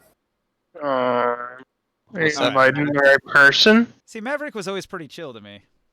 Well, see, same. He snapped one day because he was got. I guess I was kind of taking over the game because I was drunk and just like not realizing I was talking too much and doing too much. Was that time you were like a satyr guy and you I was were a like satyr. you were yes. jumping across the acid in that cave and It was lava, and yes, no, it was acid because I had these beads that could absorb liquid, and I absorbed all the acid, and I was getting treasure out of there because there was treasure underneath it. And I guess he was ready to go out of the dungeon. He got mad at me, and he did something to. I think he did an attack roll on me. He attacked me or something. He did something, and I took that bead of acid that I'd sucked up, and I threw it at him, and I left. I ran out of the dungeon, and I quit the game. No, go. Nice. That's fine. Fuck this guy, acid. Bye. That's what I did. I took a fucking pull of acid. I threw it at him. And he dodged it, but I left the game. Fuck him. I apologize eventually, but fuck him. it can go Don't wrong worry. sometimes. I remember this game I had with broboxylic acid, if you remember that Oh, guy. yeah. And I was in that game, Ninja. It's the same. I was where in that he one. played the Mogwai? Yes. All right, you remember that I was time your partner. You were the giant. I was the rogue. Yeah, all right.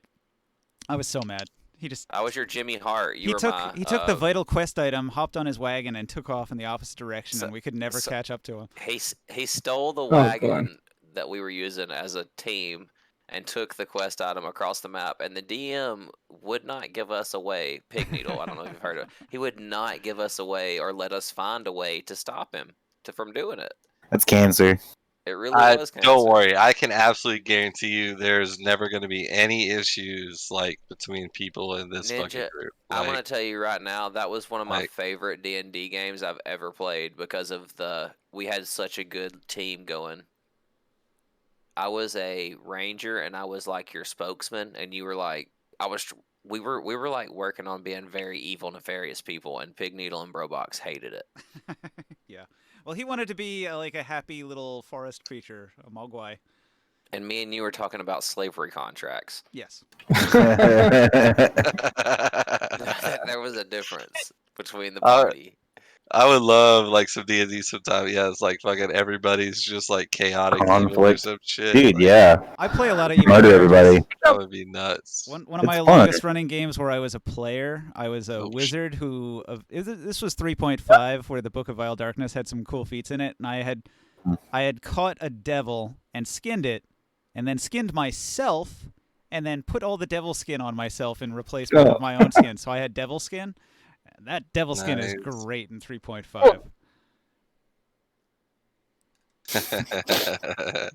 Well, just like someone was telling me, I think it was in 3.5 or 4, they had a character that was like a two-hander, and they could use an ability to make the sword like bigger, and then they just like would attack people and just enlarge the sword, and then just like wipe them all out in like one hit. It was stupid.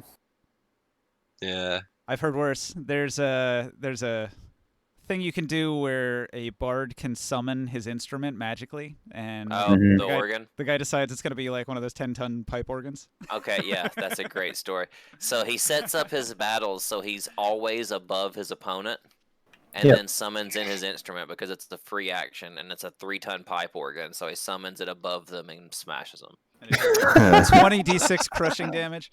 Oh my god. That's awesome. Jesus. There's also an item called the Amulet of Pigs, and every pig you murder, its soul gets sucked into this amulet, and once it contains like 6.5 million pig souls, it does something super powerful. I can't exactly remember what it is. It makes your magic missile do 1 point of extra damage for every pig in it. Yes, there you go. So that's how you get a magic missile that does 6 million damage. That's ridiculous. Nice. That's awesome. Nice. And you can actually, there was a way I saw a video, it said you can set it up so that your backstory comes completely equipped with a fully filled Amulet of Pigs, if you write it correctly. Oh, Like you're a pig farmer. I'm just a lowly pig farmer. I grew up on a pig farm killing pigs. You gotta do it. My mother gave me this amulet when I was 5, and I slaughtered pigs my entire life. My father's father's been killing pigs in this amulet, and his father's father.